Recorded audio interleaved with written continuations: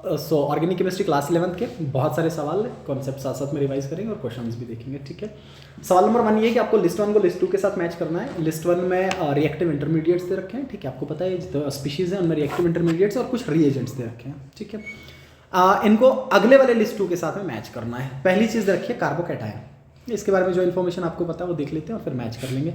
अच्छा, कार्बोकैटायन आपको पता है कि वो स्पीशीज जिसमें कार्बन के ऊपर पॉजिटिव चार्ज प्रेजेंट होगा। आपको लिस्ट 1 को लिस्ट 2 के साथ मैच करना है। कार्बोकैटायन दे रखा है।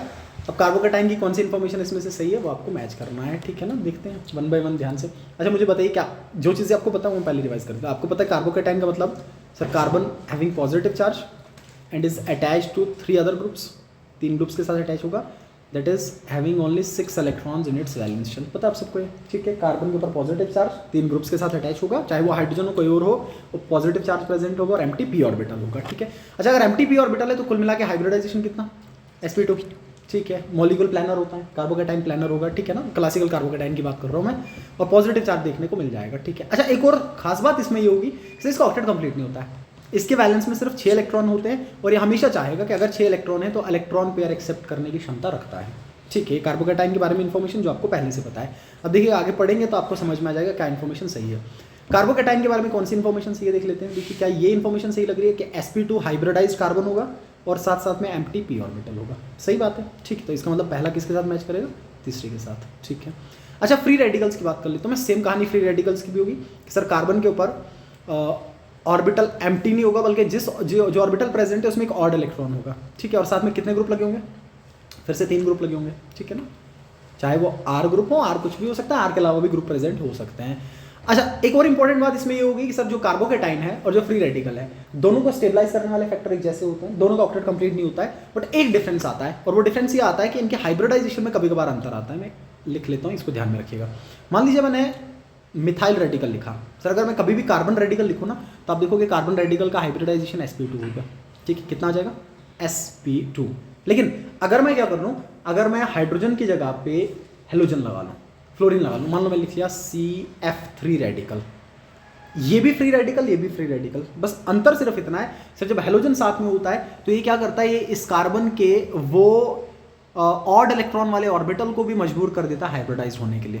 यहाँ पे वो हाइब्रिडाइजेशन में पार्टिसिपेट नहीं करता है, लेकिन जब सेंट्रल एटम का इलेक्ट्रोनेगेटिविटी कम हो और सराउंडिंग वाले का ज्यादा हो फिर सेंट्रल वाले का भी पार्टिसिपेट कर जाता है और हाइब्रिडाइजेशन में वो पी ऑर्बिटल जो पहले पार्टिसिपेट नहीं कर रहा था अब करता है, और यहाँ पे हाइब्रिडाइजेशन कितना हो जाता है? sp3। This is very important point. ठीक है ना, इसका मतलब कि फ्री रेडिकल का हाइब्रिडाइजेशन sp2 भी हो सकता है और sp3 भी हो सकता है। ठीक है, तो sp2 और sp3 दोनों हाइब्रिडाइजेशन हो सकते हैं और साथ में क्या देखने को मिलेगा?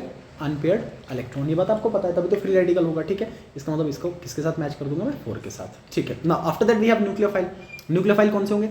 वो स्पीशीज जो इलेक्ट्रॉन पेयर डोनेट करते हैं। ठीक है, और इलेक्ट्रोफाइल वो स्पीशीज जो इलेक्ट्रॉन पेयर एक्सेप्ट करते हैं। न्यूक्लियोफाइल्स को और क्या पढ़ते हैं हम? लेविस बेसेस, मुझे याद होगा ना, लेविस बेस पढ़ते हैं। और इलेक्ट्रोफाइल्स को क्या पढ़ते हैं? लेविस एसिड्स पढ़ लेते हैं। ठीक है, सो न्यूक्लियोफाइल जो इलेक्ट्रॉन पेयर को सप्लाई करेगा, species that supply electron pair, और इलेक्ट्रोफाइल वो जो रिसीव करेगा। ठीक है, ये मैच कर लिया हमने और इसके हिसाब से ऑप्शन मैच कर लेंगे। सो ए का तीसरा, बी का चौथा, ए का तीसरा, बी का चौथा, ये कट गया, ये भी कट गया, ए का तीसरा, बी का चौथा, उसके बाद सी का पहला, एक ही ऑप्शन मिलेगा आपको, ऑप्शन सी।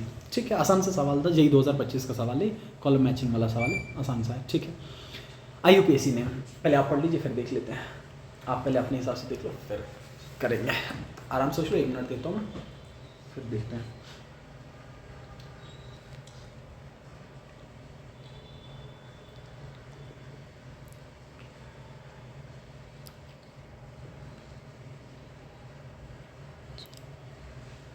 देख लो, ठीक है, क्या लग रहा है? बी, ऑप्शन बी लग रहा है। ठीक है, देखते हैं। अच्छा मुझे बताइए, IUPAC नेम जब भी आपको लिखना है सबसे पहले PFG पे नजर पड़ेगी, आपकी रूल्स आपको पता है। ठीक है ना, अच्छा इनमें फंक्शनल ग्रुप OH है, सो जिस कार्बन के साथ OH अटैच है उसको मैं कार्बन 1 लिखूंगा।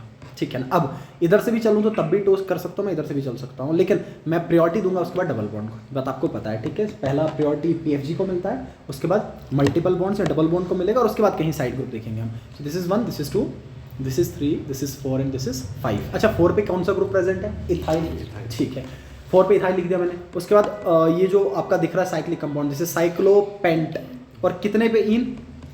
2 पे इन, जिसपे पहले आ जाए 2 पे इन और 1 पे ओल, ठीक है। देखिए 4 इथाइल, उसके बाद साइक्लोपेंट 2 इन और 1 ओल, ये आ जाएगा इसका IUPAC नोमेनक्लेचर। तो हल्का सा सवाल है, ठीक है। अच्छा, descending order of basicity of following amines, ठीक है जी, ये बात मैं लिख देता हूँ, समझा भी देता हूँ, मैंने ऑर्डर नहीं लिखा हुआ, सवाल लंबा हो जाता, यहीं से हम ऑर्डर बना लेंगे। आपको क्या करना है, आपको बेसिसिटी का ऑर्डर लिखना है। अच्छा मुझे बताइए, बेसिसिटी का मतलब इसमें इलेक्ट्रॉन डोनेट करने की कितनी ज़्यादा क्षमता होगी, कुल मिला के किसका इलेक्ट्रॉन डेंसिटी ज़्यादा होगा, कौन कितना इलेक्ट्रॉन डोनेट कर सकता है। सर बेसिसिटी का मतलब, basicity is directly proportional two electron density. Electron density हमें पता है कि सबके सब एमीन्स है तो नाइट्रोजन होगा, और जितने भी नाइट्रोजन दे रखे हैं सबके पास लोन पेयर होगा, सही है। और यही लोन पेयर डोनेशन की वजह से एक किस की तरह बिहेव करता है, बेस की तरह बिहेव करता है। कुल मिला के ये प्रोटॉन एक्सेप्ट करने की क्षमता रखता है। अब इसको 2 तरीके से पढ़ सकते हैं कि कितना इलेक्ट्रॉन डेंसिटी इसके पास अवेलेबल है, या कितना इलेक्ट्रॉन पेयर डोनेट करने की क्षमता, कितना जल्दी डोनेट करने की क्षमता रखता है, या H पॉजिटिव को एब्स्ट्रैक्ट करने की ताकत कितनी ज़्यादा है, क्योंकि लोन पेयर जिसको डोनेट करेगा वो कोई पॉजिटिव वाला ही तो होगा, मेजॉरिटी में H पॉजिटिव होता है, ठीक है। अच्छा, इलेक्ट्रॉन डेंसिटी कितना ज़्यादा होगा ये कौन डिसाइड करता है, सर ये डिसाइड करते हैं वो वाले फैक्टर्स जो इलेक्ट्रॉन डेंसिटी को बढ़ा सकते हैं, इलेक्ट्रॉन पुश करने वाले फैक्टर्स। और इलेक्ट्रॉन पुशिंग में आपके कौन से इफेक्ट आते हैं, पॉजिटिव इफेक्ट्स, GOC के पॉजिटिव इफेक्ट्स। तो मैं ऐसा लिख सकता हूँ दैट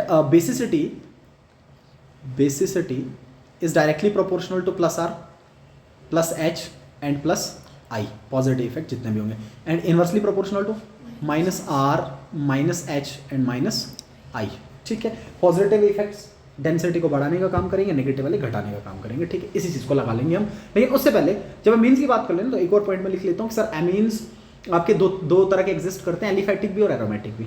अच्छा, एरोमेटिक वालों का मतलब बेंजीन के साथ में नाइट्रोजन होगा, उसके ऊपर लोन पेयर होगा। अब मुझे बताइए अगर ऐसा होगा कि लोन पेयर नाइट्रोजन पे प्रेजेंट और साथ में बेंजीन लगा हो, सर ये तो रेजोनेट कर जाएगा, ये तो कंजुगेट करेगा, डिलोकलाइज करेगा, लोन पेयर डोनेट करेगा बेंजीन रिंग को, कुल मिला के इसके ऊपर डेंसिटी घट जाएगा, अवेलेबिलिटी ऑफ लोन पेयर घटेगा। लेकिन अगर एलिफैटिक वाले हों तो मुझे बताइए एलिफैटिक वालों में तो ऐसा कोई रेजोनेंस देखने को मिलेगा नहीं, तो यहाँ पे डेंसिटी ज़्यादा होगा। कुल मिला के एक मोटा पॉइंट ये कि एलिफैटिक वाले ज़्यादा बेसिक होंगे एज कंपेयर टू एरोमेटिक, हमेशा कोई भी कंडीशन हो, एलिफैटिक वाले हमेशा ज़्यादा basic as compare to aromatic. तो मतलब पहली बात तो ये कि ये D और E वाले ज़्यादा बेसिक होंगे एज कंपेयर टू ऊपर वाले 3 से, ठीक है। अब मुझे बताइए ये जो D और E दे रखा है, इस D और E से भी अगर मैं देखना चाहूँ, सर E वाले में 2 मिथाइल ग्रुप लगे, मिथाइल ग्रुप क्या काम करते हैं, +I लगाते हैं। ऊपर वाले में एक ही मिथाइल ग्रुप लगा हुआ है, 2 मिथाइल ग्रुप में 2 टाइम +I लगेगा, बेसिसिटी ज़्यादा होगा, और यहाँ पे बेसिसिटी थोड़ा कम होगा। तो सबसे ज़्यादा कौन सा जा रहा है, E, उसके बाद D। अब इन तीनों में कंपेयर करते हैं। अब बताइए लोन पेयर डिलोकलाइज करेगा, इधर भी लोन पेयर डिलोकलाइज कर रहा है, इधर भी लोन पेयर डिलोकलाइज कर रहा है, ठीक है। ये कहानी तो सब में सेम ही है, ये वाला पॉइंट ऑफ व्यू तो सब में सेम चल रहा है। अब जो ग्रुप बेंजीन के साथ अटैच होंगे उनका हिसाब देखते हैं कि वो क्या कर सकते हैं। यहाँ पे कोई भी अटैच नहीं है। अच्छा, यहाँ पे जो OMe लगा हुआ है, आपको पता है ऑक्सीजन के ऊपर लोन पेयर होता है, और जो OMe ग्रुप है, मिथॉक्सी ग्रुप है, या जो भी एल्कोक्सी ग्रुप होते हैं, ये क्या करते हैं सर, ये +R लगाते हैं, लोन पेयर को डोनेट करेगा, +R लगाएगा, तो ये -I भी लगाता है, इसमें कोई डाउट नहीं है। इलेक्ट्रोनेगेटिव एलिमेंट ऑक्सीजन -I भी लगाएगा, लेकिन +R भारी होगा, -I तो उसके सामने बहुत वीक होगा। हमेशा रेजोनेंस डोमिनेट करेगा इंडक्टिव पे, एक केस को छोड़ के, वो है हेलोजन्स वाले। हेलोजन्स में इंडक्टिव डोमिनेट करता है, रेजोनेंस वीक हो जाता है, ठीक है। अच्छा, ये डोनेट करेगा। नाइट्रो ग्रुप तो आपको पता है, तो नाइट्रो बहुत खतरनाक -R और -I लगाने वाला, ठीक है ना। नाइट्रो ग्रुप बहुत खतरनाक -R भी लगाता है और -I भी लगाता है, ठीक है। तो ये तो डेंसिटी को घटाने का काम कर रहा है। अच्छा, ये तो बढ़ाने का काम करेगा, हमें देखना है प्लस वाले बेसिसिटी को बढ़ाएंगे, तो बताइए उसके बाद कौन सा आएगा इन तीनों में से, B वाला, तो ये बढ़ाने का काम कर रहा है, तो उसके बाद मैं लिखूंगा B, ठीक है। उसके बाद पहले और तीसरे में से पहले वाला, क्योंकि यहाँ पे घट रहा है और यहाँ पे तो घटाने वाला कोई है नहीं, वो इफेक्ट तो इधर भी लग रहा है, कॉमन इफेक्ट है, तो उसके बाद A आएगा, और उसके बाद कौन सा जाएगा, C आ जाएगा। So this will be the order, ये बहुत इंपॉर्टेंट बात, ठीक है। अच्छा, इसी में एक और तरीके से सवाल ऐसा बनता है कि मान लीजिए आपको ऐसा बोल दे कि बेसिसिटी ना पूछ के pKb पूछ ले। ये बात आपने इक्विलिब्रियम में भी पढ़ी थी कि सर बेसिसिटी जितना ज़्यादा, Kb का वैल्यू उतना ज़्यादा, और pKb का वैल्यू उतना कम होगा, ठीक है। तो मैं ऐसा भी लिख सकता हूँ, basicity is directly proportional to Kb and inversely proportional to pKb, इस तरीके से भी लिख लेता है, ठीक है। तो ये आ जाएगा इनका ऑर्डर। ये बढ़िया सवाल है, ये भी बताइए ज़रा, पढ़ो एक बार, सिर्फ पढ़ो और ध्यान दो, फिर देखते हैं स्टीरियोमर्स। आपको बताना है कि कितने ऑप्टिकली एक्टिव प्रोडक्ट्स बन सकते हैं जब आप इस कंपाउंड का ओजोनोलिसिस करोगे, ठीक है ना। ओजोनोलिसिस तो आपको आता है, ओजोनोलिसिस आपने पढ़ रखा है, तो देख लेते हैं जहाँ जहाँ डबल बॉन्ड है वहाँ वहाँ ओजोनाइज करना पड़ेगा, ठीक है। बताइए यहाँ से ब्रेक करेंगे, ध्यान में है बात, जहाँ से भी ब्रेक कर रहे हो डबल बॉन्ड ओ लगाना है, डबल बॉन्ड ओ लगाना है, ठीक है ना। यहाँ से भी ब्रेक करोगे और यहाँ से भी ब्रेक करोगे, ठीक है ना। ओजोनोलिसिस हर जगह से करना है। पहले O3 के साथ ट्रीट किया जाता है, ओजोनाइड बनाया जाता है और उसके बाद Zn और वाटर की प्रेजेंस में लिसिस किया जाता है। रिडक्टिव ओजोनोलिसिस की बात कर रहे हैं हम, ठीक है। अच्छा, जब मैंने ये ब्रेक किया तो मुझे बताइए यहाँ से कौन सा पोर्शन बचा? सर ये आएगा CH3CH और O लगेगा साथ में, सही है, CH3CHO। अच्छा, क्या इधर भी सेम पोर्शन नहीं आएगा? CH3CHO मतलब इसके जैसे कितने? ठीक है, ओके। अब बीच वाला देख लीजिएगा, यहाँ से कोई एक वाला देख लो, दूसरा पोर्शन भी सेम ही होगा। ये आ गया कार्बन, कार्बन के साथ में क्या लगा हुआ है? Methyl group. इस साइड क्या लगा हुआ है? हाइड्रोजन। इस साइड CH था तो ऑक्सीजन लगा दिया, आ गया CHO और पिछले वाली साइड भी CHO, सेम ही आएगा। अच्छा, अगले वाला भी तो सेम ही होगा। देखो इस वाले को तोड़ के देख लो, इस वाले को अलग से देख लो तो सेम ही आएगा। देखो ये आएगा CH3H CHO। अभी मिथाइल ऊपर हो नीचे उससे कोई फर्क नहीं पड़ रहा है, तो ऐसे ही फिलो। ये भी कितने बनेंगे? इसके भी 2 मोल बनेंगे, ठीक है। अच्छा, आपको पूछा गया optically active products. Sir product optically active तब होंगे जब उनमें कायरल सेंटर पाया जाए, ठीक है। और आपको सिर्फ इतना देखना है कि कहीं पे कायरल कार्बन है या नहीं है, तो ये ध्यान में रखिएगा। ऑप्टिकली एक्टिव का मतलब ऐसा कंपाउंड जो प्लेन पोलराइज लाइट को रोटेट कर सकता है, या तो लेफ्ट पे या तो राइट पे। अगर तो कर रहा है तो या तो डेक्स्ट्रो रोटेटरी होगा या तो लेवो रोटेटरी होगा, लेकिन उसके लिए एक कंडीशन होगी। इवन मेजोरिटी में एक बहुत फेमस कंडीशन ये होती है कि वो एनेंशोमेरिक फॉर्म में एग्जिस्ट करना चाहिए। बट उससे हल्की कंडीशन जो ऑर्गेनिक में लगती है वो है कायरल सेंटर। तो आपको सिर्फ ये देखना है कि कायरल कार्बन प्रेजेंट है या नहीं है। कायरल कार्बन, जिसको एसिमेट्रिक या स्टीरोजेनिक सेंटर से भी आप पढ़ लेते हैं, ठीक है ना। कायरल कार्बन का मतलब ऐसा कार्बन जिसके साथ लगे हुए चारों ग्रुप डिफरेंट हो, ठीक है। अब देखते हैं, बताइए इसमें तो कोई ऐसा मिल नहीं रहा है मेरे को।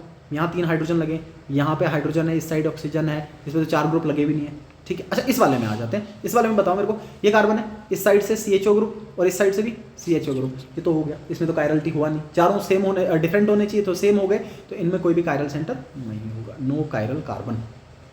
और अगर कोई भी कायरल कार्बन नहीं होगा तो कोई भी ऑप्टिकली एक्टिव प्रोडक्ट नहीं होगा, ठीक है। इसका मतलब कोई भी ऑप्टिकल एक्टिविटी देखने को नहीं मिल रहा है, 0। कितना आ जाएगा? 0 आ जाएगा, ठीक है। अच्छा, मान लीजिए इसमें कायरल होता, मान के चलो इसमें कायरल होता, तो फिर मैं क्या करता? सर अगर कायरल सेंटर होता, एक कायरल होता, तो इसका मतलब वो 2 फॉर्म्स में एग्जिस्ट करता, एक D फॉर्म और एक L फॉर्म में, ठीक है ना। एक प्लेन पोलराइज को राइट साइड पे रोटेट कर सकता है, लेफ्ट साइड पे। एक कायरल का मतलब फिर 2 फॉर्म हो जाते, 2 होते तो 2 का पावर 2 कर देता मैं, फिर 4 आ जाते। लेकिन फिर डिपेंड करता है कि उसमें कहीं मिजो फॉर्म तो नहीं आता है, मिजो फॉर्म बीच में आ जाए तो फिर गड़बड़ कर देता। लेकिन फिलहाल के लिए मोटी मोटी बात इतनी है सिर्फ कि आपको ऑप्टिकली एक्टिव प्रोडक्ट्स देखने थे, हमने ओजोनोलिसिस करवाया। ओजोनोलिसिस करने के बाद देखा कि जो प्रोडक्ट बन रहे हैं उनमें कायरल सेंटर मिल ही नहीं रहा है। जब कायरल सेंटर नहीं मिल रहा है तो कोई भी ऑप्टिकली एक्टिव प्रोडक्ट नहीं होगा, ठीक है। बताइए इसका UPSC नेम बताइए, आसान है ये भी JEE 2025 का है।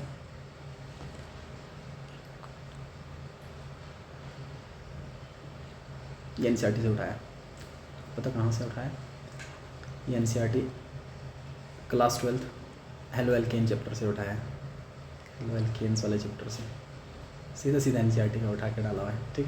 अच्छा, कहाँ से स्टार्ट करेंगे? आपको फिर से प्रायोरिटी देखना है। सर मुझे फंक्शनल ग्रुप कोई दिख नहीं रहा है हाई प्रायोरिटी वाला, तो हम डबल बॉन्ड पे नजर मारेंगे, ठीक है। अच्छा, अब देखिएगा, यहाँ से स्टार्ट करूँगा डबल बॉन्ड दूसरे पे, यहाँ से स्टार्ट करूँ डबल बॉन्ड दूसरे पे, यहाँ से स्टार्ट करूँ डबल बॉन्ड दूसरे पे।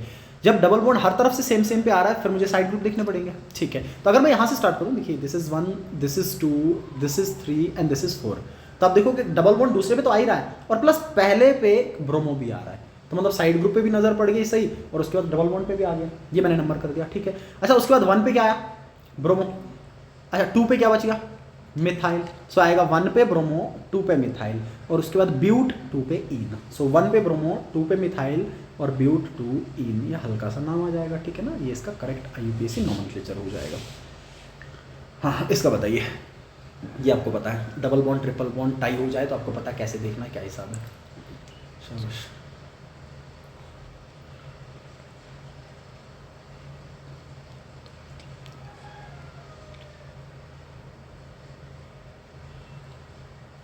देख लिया, पहला ऑप्शन मैं कट कर देता हूँ क्योंकि एक ही OH ग्रुप है और जब भी सिंगल फंक्शनल ग्रुप हो तो हमेशा सुफिक्स लगेगा, ठीक है ना। ये भी मैंने कट कर दिया, सही बात है, ठीक है। अब डबल बॉन्ड और ट्रिपल बॉन्ड का टाई है, मैं फिलहाल मैं देखता हूँ कि OH कहाँ से पास में आएगा। मुझे लग रहा है दोनों तरफ से सेम ही आ रहा है, 1 2 3 4 1 2 3 4, तो किसको प्रायोरिटी मिलेगा? डबल बॉन्ड को, ठीक है ना। यहाँ से स्टार्ट कर दूंगा, this is 1, this is 2, this is 3, this is 4, this is 5, this is 6 and this is 7, ठीक है। उसके बाद 7 के लिए हेप्ट, ठीक है। कितने पे? इन, 1 पे इन, ठीक है। ई काटना पड़ेगा मेरे को लास्ट में क्योंकि वाई आ रहा है, या तो सेकेंडरी सुफिक्स वोवल से स्टार्ट हो या इवन वाई भी इंक्लूड हो तो ई काटना पड़ता है, ठीक है। उसके बाद 6 पे आइन और 4 पे ओल, ठीक है। तो आ जाएगा हेप्ट 1 इन, उसके बाद 6 पे आइन और 4 पे ओल आ जाएगा, ठीक है ना। ये इसका IUPAC नोमेनक्लेचर हो जाएगा, हल्की सी बात है, this is also very important. अच्छा सवाल है। ऑसम। कहता है in which pairs the first ion is more stable than the second. ठीक है, कुल मिला के कार्बोकैटायन की स्टेबिलिटी की बात कर रहा है, सब में कार्बोकैटायन दिख रहा है। कहता है किन वालों में पहला ज्यादा स्टेबल है एज कम्पेयर टू दूसरे से। ठीक है, देख लेते हैं कि कौन कौन से फैक्टर है। अब आपको ये पता है कि सब कार्बोकैटायन दे रखे हैं, तो कार्बोकैटायन की स्टेबिलिटी को कौन दर्शाता है आपको पता है। सर अगर कार्बोकैटायन है, पॉजिटिवली चार्ज सेंटर है, तो जो भी स्पीशीज पॉजिटिव चार्ज को इलेक्ट्रॉन पे डोनेट कर सकता है या जिस भी तरह से इलेक्ट्रॉन पुश कर सकता है उसको स्टेबल करेगा। कुल मिला के कार्बोकैटायन को स्टेबल करना, पॉजिटिव वालों को स्टेबल करने वाले पॉजिटिव इफेक्ट्स, तो इनको स्टेबल करेंगे कौन से, इलेक्ट्रॉन रिलीजिंग ग्रुप्स, है ना। और इलेक्ट्रॉन रिलीजिंग ग्रुप क्या शो करता है, +R शो करते हैं, +H शो करते हैं और +I शो कर सकते हैं। और inversely proportional two electron withdrawing groups, वो कौन सा शो करते हैं, -R, -H और -I। ये मोटा मोटा कॉन्सेप्ट जो आपको पता है, ठीक है ना। अच्छा देखते हैं पहले और दूसरे में कंपेयर करके, बताइए। पॉजिटिव चार्ज का मतलब एम्प्टी पी ऑर्बिटल, यहाँ पे एम्प्टी पी ऑर्बिटल होगा, ठीक है। यहाँ पे भी पॉजिटिव चार्ज का मतलब एम्प्टी पी ऑर्बिटल होगा। कार्बोकैटायन में जब भी पॉजिटिव हो, हमेशा क्लास में बताया मैंने, इसका मतलब खाली पी ऑर्बिटल है, ठीक।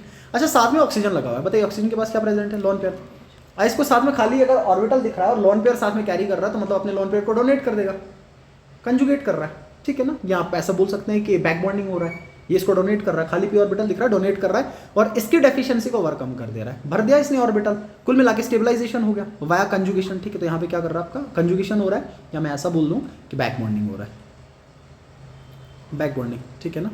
लेविस बेस से लेविस एसिड के लिए डोनेट हो रहा है इलेक्ट्रॉन पेयर। अच्छा यहाँ पे तो मिथाइल ही लगा हुआ है। अब मुझे बताइए कार्बोकैटायन और साथ में मिथाइल है, सर ज़्यादा करेगा +I लगाएगा या हाइपर कंजुगेशन लगेगा, क्योंकि 3 अल्फा हाइड्रोजन होंगे तो हाइपर कंजुगेशन के थ्रू भी काम हो जाएगा। तो यहाँ सिंपली +H लग रहा है और +I लग रहा है, ठीक है। बट ये वाला +R के थ्रू, ये तो भारी है, तो ये साथ में लोन पेयर, ये पूरा का पूरा लोन पेयर डोनेट कर रहा है, ये तो सिर्फ सिग्मा पुश करेगा, ये तो पूरा का पूरा लोन पेयर डोनेट कर रहा है, ठीक है। इसका मतलब पहला वाला ज़्यादा स्टेबल है एज कम्पेयर टू दूसरे वाले के, यहाँ पे पहला वाला मोर स्टेबल, और वही देखना था, एक ऑप्शन तो सही है, ए वाला सही है, ठीक है। आते हैं दूसरे वाले पे। अब बताइए, अच्छा कार्बो आयन इंक्लूड कर लिया बीच में, ठीक है जी। और नेगेटिव चार्ज वालों को कौन स्टेबल करेगा, नेगेटिव वालों को नेगेटिव इफेक्ट्स जो खींचने वाले होंगे, ठीक है। प्लस साथ साथ में अगर पॉजिटिव या नेगेटिव चार्ज कहीं भी कंजुगेट कर सकता है तो स्टेबलाइजेशन तो हमेशा होगा, ठीक है। अब देखते हैं कैसे। सर नेगेटिव चार्ज है, नेगेटिव चार्ज क्या करेगा, रिंग पे कंजुगेट करेगा, यहाँ से यहाँ आएगा, यहाँ से यहाँ चला जाएगा, यहाँ से यहाँ चला जाएगा, ठीक है। यहाँ से इस पे आ जाएगा और फिर NO2 भी इसको कंजुगेट करवाएगा, क्योंकि जो NO2 है वो लगाता है बहुत खतरनाक -R और -I, और नेगेटिव वालों को -R -I वाले स्टेबलाइज कर देते हैं, ये बात सही है, ठीक है। प्लस ये कंजुगेट भी कर रहा है, ठीक है। अगले वाले पे आते हैं, बताओ प्लस लगा हुआ है, सर ये प्लस वाला इसके थ्रू तो कंजुगेट करेगा, कुल मिला के जो रिंग यहाँ पे लगा हुआ है, रिंग अपना ये डोनेट तो करेगा, इलेक्ट्रॉन पेयर डोनेट तो करेगा, पाई बॉन्ड डोनेट तो करेगा, कुल मिला के +R तो लगाएगा। लेकिन ये जो साथ में लगा हुआ है NO2 ग्रुप, ये -R लगा रहा है, कुल मिला के बेंजीन के डेंसिटी को डोनेट करने नहीं देगा उतना, क्योंकि खुद भी तो खींचना चाह रहा है उसको, लेकिन यहाँ पे खींच के ही काम होगा। यहाँ पे दोनों बेंजीन भी खींच रहा है, बेंजीन की तरफ भी डोनेट हो रहा है और ये खींचना चाह रहा है, लेकिन यहाँ पे पॉजिटिव चार्ज बेंजीन के थ्रू तो स्टेबलाइज करेगा कि बेंजीन वाले इलेक्ट्रॉन पे डोनेट हो जाएं, लेकिन NO2 तो खींचने का काम करेगा ना, खींचने वाला तो पॉजिटिव को डिस्टेबलाइज करेगा। यहाँ पे दो ऐसा मान लो ऑपोजिट इफेक्ट लग रहे हैं, तो एक दूसरे को अगर कैंसिल भी कर लें तो कुल मिला के कार्बोकैटायन की स्टेबिलिटी बढ़ेगी नहीं, लेकिन यहाँ पे नेगेटिव चार्ज डिस्पर्स कर रहा है, पूरी रिंग में घूम रहा है और उसके बाद आके NO2 पे भी घूम रहा है। और यहाँ पे देख लो ये पॉजिटिव चार्ज कहाँ कहाँ घूमेगा, सिर्फ ऑर्थो और पैरा पे घूमेगा, लेकिन इधर नहीं घूम सकता क्योंकि NO2 पॉजिटिव को एलोई नहीं करता आना। तो इसका मतलब ये होगा कि पहला वाला क्या होगा, इसमें भी ज़्यादा स्टेबल होगा, ये होगा मोर स्टेबल। अच्छा जी, निचले वालों में देख लेते हैं, बताइए पॉजिटिव चार्ज और साथ में क्या लगा हुआ है, कुछ नहीं है, सिर्फ हाइड्रोजन होगा, कुल मिला के ज़्यादा होगा तो प्लस ये जो आपका +H लगेगा, हाइपर कंजुगेशन लगेगा, जितने अल्फा हाइड्रोजन हो उतने hyper conjugation structure, hyper conjugating structure बनेंगे। या रिंग के हिसाब से चल लूँ मैं कि साइक्लोहेक्साइल रिंग लगा हुआ है तो +I लगेगा, इतना सा काम होगा कि यहाँ पे क्या लग रहा है, तो +H लग रहा है और साथ में +I लग रहा है। लेकिन यहाँ पे जो पॉजिटिव चार्ज है, मुझे देख लो साथ में पाई बॉन्ड है, बताओ ये पाई बॉन्ड क्या करेगा, इसको कंजुगेट करवाएगा। कुल मिला के ये है एलाइलिक कार्बोकैटायन, कौन सा, एलाइलिक कार्बो, ऐसा कार्बोकैटायन जिसके साथ में पाई बॉन्ड प्रेजेंट हो, पाई बॉन्ड कंजुगेट करके स्टेबलाइज कर देगा। ये पाई इधर से इधर आएगा, पॉजिटिव चार्ज थोड़ी देर के बाद इधर आ जाएगा, डिस्पर्स हो गया, स्टेबल हो गया। ये वाला ज़्यादा स्टेबल है और ये वाला कम स्टेबल होगा, तो इसका मतलब ये वाला मैं कट कर दूंगा, ठीक है ना।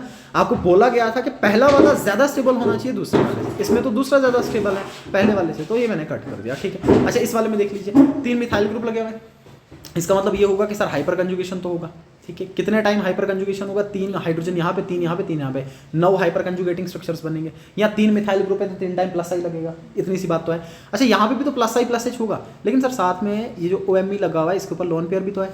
अब बताओ लोन पेयर के थ्रू डोनेशन होगा, सो कुल मिला के ये जो खाली p ऑर्बिटल होगा इसको स्टेबलाइजेशन ज़्यादा मिल जाएगा। यहाँ बैक बॉन्डिंग के थ्रू चल रहा है काम, कंजुगेशन के थ्रू काम हो रहा है, यहाँ पे तो सिर्फ प्लस एच लग रहा है, इसका मतलब ये वाला क्या होगा, मोर स्टेबल, अगले वाला ज़्यादा स्टेबल होगा।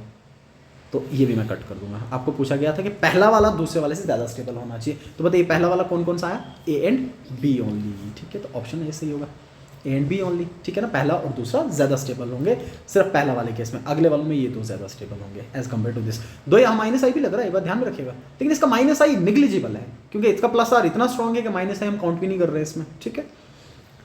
चलिए ये बताइए the correct order of basicity of the following molecules, फिर से सेम कहानी है। अब नाइट्रोजन दिख गया आपको पता है नाइट्रोजन के ऊपर क्या प्रेजेंट होगा, लोन पेयर, इसके पास भी लोन पेयर है, इसके पास भी लोन पेयर है और इसके पास भी लोन पेयर है। देखते हैं जी बेसिस स्ट्रेंथ क्या आ जाएगा। अच्छा ये जो लोन पेयर इसके ऊपर प्रेजेंट है सर, मिथाइल डेंसिटी को बढ़ाएगा, नो डाउट इन दैट, क्योंकि प्लस आई लगाएगा, ठीक, डेंसिटी को बढ़ाने का काम करेगा। लेकिन जो लोन पेयर यहाँ पे लगा है साथ में कार्बोनाइल ग्रुप भी तो लगा हुआ है, तो ये क्या करेगा, ये लोन पेयर यहाँ से यहाँ कंजुगेट करेगा और ये यहाँ से यहाँ चला जाएगा। कुल मिला के जो लोन पेयर है वो कंजुगेट भी करेगा, कि साथ में अगर कहीं पे भी आपको पाई बॉन्ड मिले और साथ में लोन पेयर देखने को मिले या पॉजिटिव चार्ज देखने को मिले या फ्री रेडिकल देखने को मिले, नेगेटिव चार्ज देखने को मिले, तो कंजुगेट करेगा, क्योंकि आपका सिस्टम ही कंजुगेटेड सिस्टम बन रहा है। तो ये लोन पेयर प्लस आई के थ्रू डेंसिटी बढ़ रहा है, लेकिन साथ साथ में यहाँ पे डिलोकलाइज भी तो कर रहा है, ठीक है। यहाँ तक की कहानी अगले वाले पे ही है। सर ये प्लस आई वाली कहानी तो यहाँ पे भी सेम ही है, सेम है, प्लस आई वाली कहानी यहाँ पे भी सेम लग रही है, मतलब इन दोनों इफेक्ट्स को मैं कैंसिल कर सकता हूँ क्योंकि दोनों कॉमन इफेक्ट हैं दोनों में, तो कोई खास फर्क नहीं आएगा। अच्छा ये लोन पेयर इधर डोनेट होगा क्या, बिल्कुल यहाँ से यहाँ डोनेट होगा और ये कंजुगेट करेगा, मतलब कुल मिला के इसके पास तो है लेकिन थोड़ी देर के लिए कंजुगेशन में भी जा रहा है। लेकिन ये जो साथ में पाई बॉन्ड आपको देखने को मिल रहा है, ये पाई बॉन्ड भी तो इसमें कंजुगेशन में आ रहा है, तो मुझे बताओ ये पाई बॉन्ड जब इधर से इधर कंजुगेट करेगा सर, इसका मतलब यहाँ पे नाइट्रोजन के ऊपर जो लोन पेयर है वो फुली कंजुगेशन में प्रेजेंट है, लेकिन यहाँ पे जो लोन पेयर है वो कंजुगेट तो कर रहा है लेकिन साथ साथ में पाई बॉन्ड भी तो कंजुगेट कर रहा है, तो इसको बहुत कम मौका मिलेगा कंजुगेशन में जाने का। ऐसा मान लीजिए 50-50 मान के चल देता हूँ मैं कि 50% ये कंजुगेट करेगा और 50%, और यहाँ पे पूरा का पूरा 100% कंजुगेट कर रहा है, तो ये ज्यादा टाइम कंजुगेशन में गुजार रहा है, मतलब डेंसिटी घट गया। और यहाँ पे कंजुगेट तो कर रहा है लेकिन साथ में कोई और भी तो कंजुगेट कर रहा है उसके साथ में, थोड़े टाइम के लिए इसके साथ भी तो बिजी रहेगा ये। इसका मतलब ये होगा कि यहाँ पे डेंसिटी ज़्यादा अवेलेबल होगा, यहाँ पे सारा कंजुगेशन में जा रहा है, यहाँ पे अवेलेबल स्टिल होगा, मतलब क्यू तो पी से ज़्यादा होगा। ये तो अंडरस्टूड बात है, ठीक है। अगले वाले पे आइए। अच्छा मुझे बताइएगा अगले वाले में, अब अगले वाला सिस्टम ही थोड़ा अलग बना रखा है सर, ये बना रखा है बाईसाइक्लो कंपाउंड। कैसा कंपाउंड है, बाईसाइक्लो, देखो ना साइकिल को तोड़ रखा है, बाईसाइक्लो बना रखा है, ठीक है।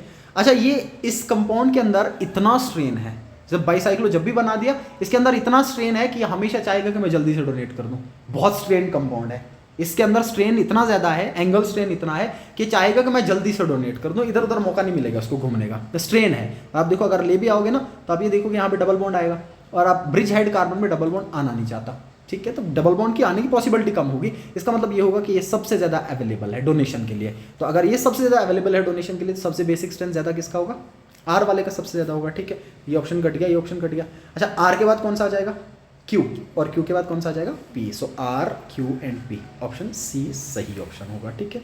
एक दो ऑप्शन में भी बच्चा पहुंच जाए तो आंसर हो जाता है। हाँ ये बताइए, ये यूपीएससी नेम बताइए इसका, सोचिए क्या आएगा, शाबाश। हाई प्रायोरिटी वाला दिख गया आपको,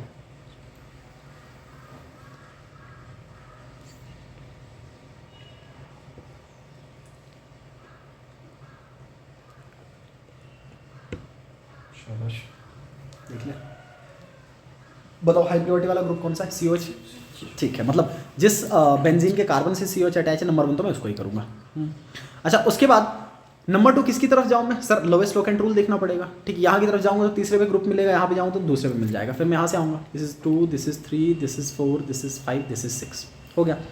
अब अल्फाबेटिकली चलूँगा क्योंकि मैंने सुफिक्स COH के लिए लगाना है, और जब बेंजीन के ऊपर COH होगा तो बेंजोइक एसिड पड़ेंगे, उसके अलावा जो बचे वो सब प्रीफिक्स यूज होंगे। अच्छा इसके लिए ब्रोमो लगेगा, इसके लिए हाइड्रोक्सी लगेगा, इसके लिए नाइट्रो लगेगा। अल्फाबेटिकली जो पहले आ रहा लिखेंगे, सबसे पहले ब्रोमो आएगा, कितने पे ब्रोमो होगा, 3 पे ब्रोमो होगा, ये ऑप्शन कट गया, ये ऑप्शन भी कट गया, 3 पे ब्रोमो। अच्छा उसके बाद हाइड्रोक्सी और नाइट्रो, तो बताइए H पहले या N पहले, H पहले, तो 3 पे ब्रोमो, उसके बाद 2 पे हाइड्रोक्सी, 5 पे नाइट्रो और फिर बेंजोइक एसिड, ये बन जाएगा नाम, हल्का सा नाम, ठीक है ना, इजी सा कंपाउंड है। जेई 2025 का सवाल था ये भी, ये 2025 का सवाल था, ठीक है, आसान सी बात है ये भी। हाँ ये पढ़िए जरा स्टेटमेंट। स्टेटमेंट 1 बोलता है hyper conjugation is not a permanent effect, this is wrong, hyper conjugation is a permanent effect, ठीक है ना। जो परमानेंट नहीं होगा वो है अपने पास इलेक्ट्रोमेरिक इफेक्ट या इंडक्टोमेरिक इफेक्ट, बाकी परमानेंट होंगे।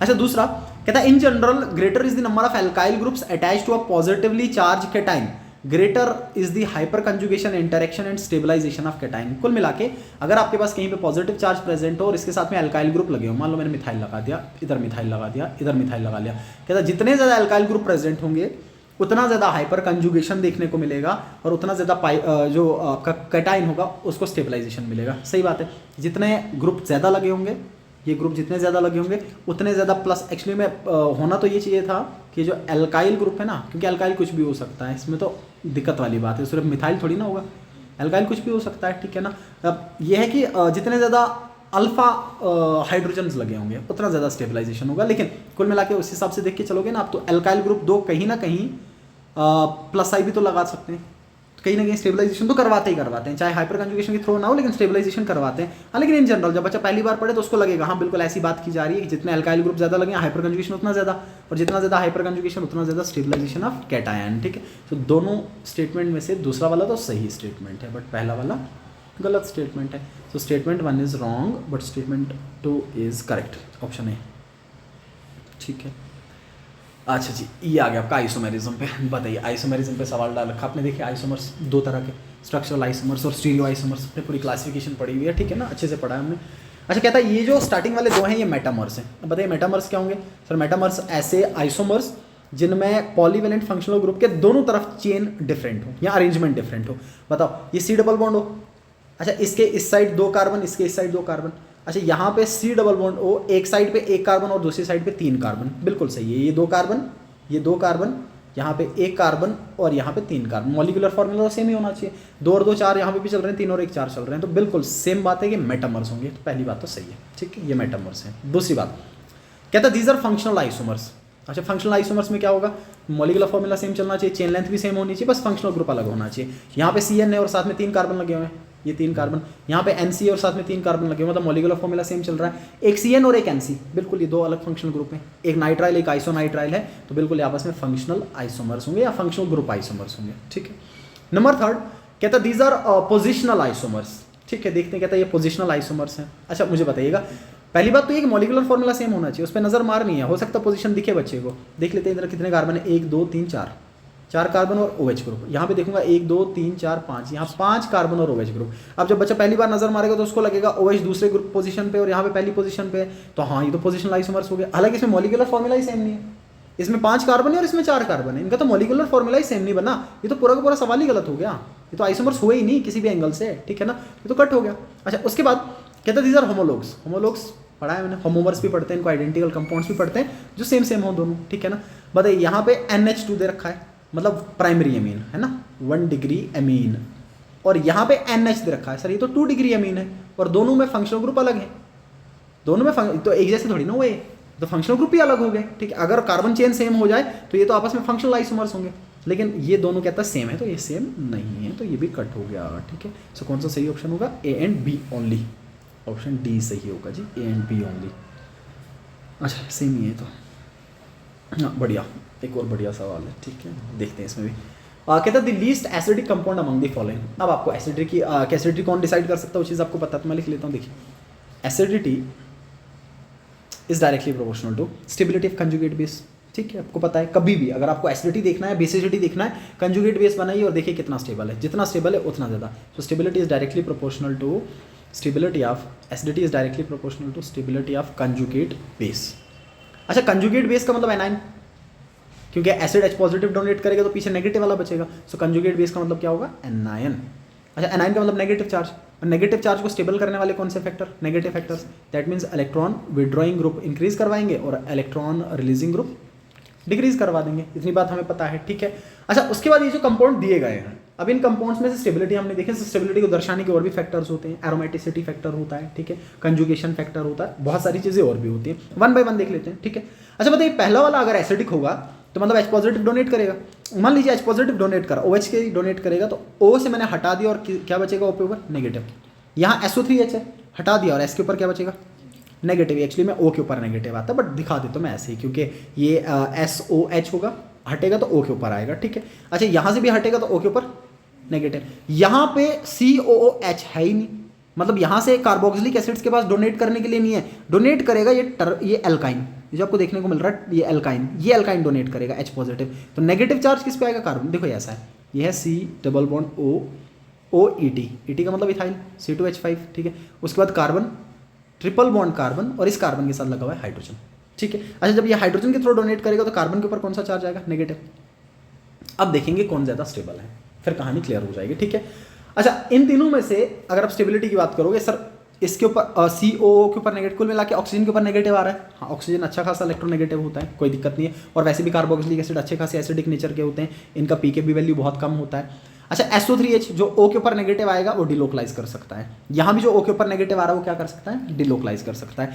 इन सब में नेगेटिव चार्ज ऑक्सीजन पे आ रहा है। इन तीनों केसेस में आप देखोगे नेगेटिव चार्ज किस पे आ रहा है? ऑक्सीजन पे, ठीक है ना। So negative charge on oxygen, plus conjugate करेगा, इधर भी कंजुगेट करेगा। इधर कैसे करेगा? यहाँ पे आ रहा है आपका, ऐसा देखो, C डबल बॉन्ड O और O नेगेटिव, ठीक है ना। साथ में ये ग्रुप लगा हुआ है जो भी है, ये नेगेटिव इधर से इधर, ये इधर। इक्विवेलेंट रेजोनेटिंग स्ट्रक्चर्स याद है आपको, दोनों के दोनों इक्विवेलेंट रेजोनेटिंग स्ट्रक्चर्स बनेंगे, ठीक है। अच्छा, ये वाले केस में बताओ नेगेटिव किस पे आया? कार्बन पे।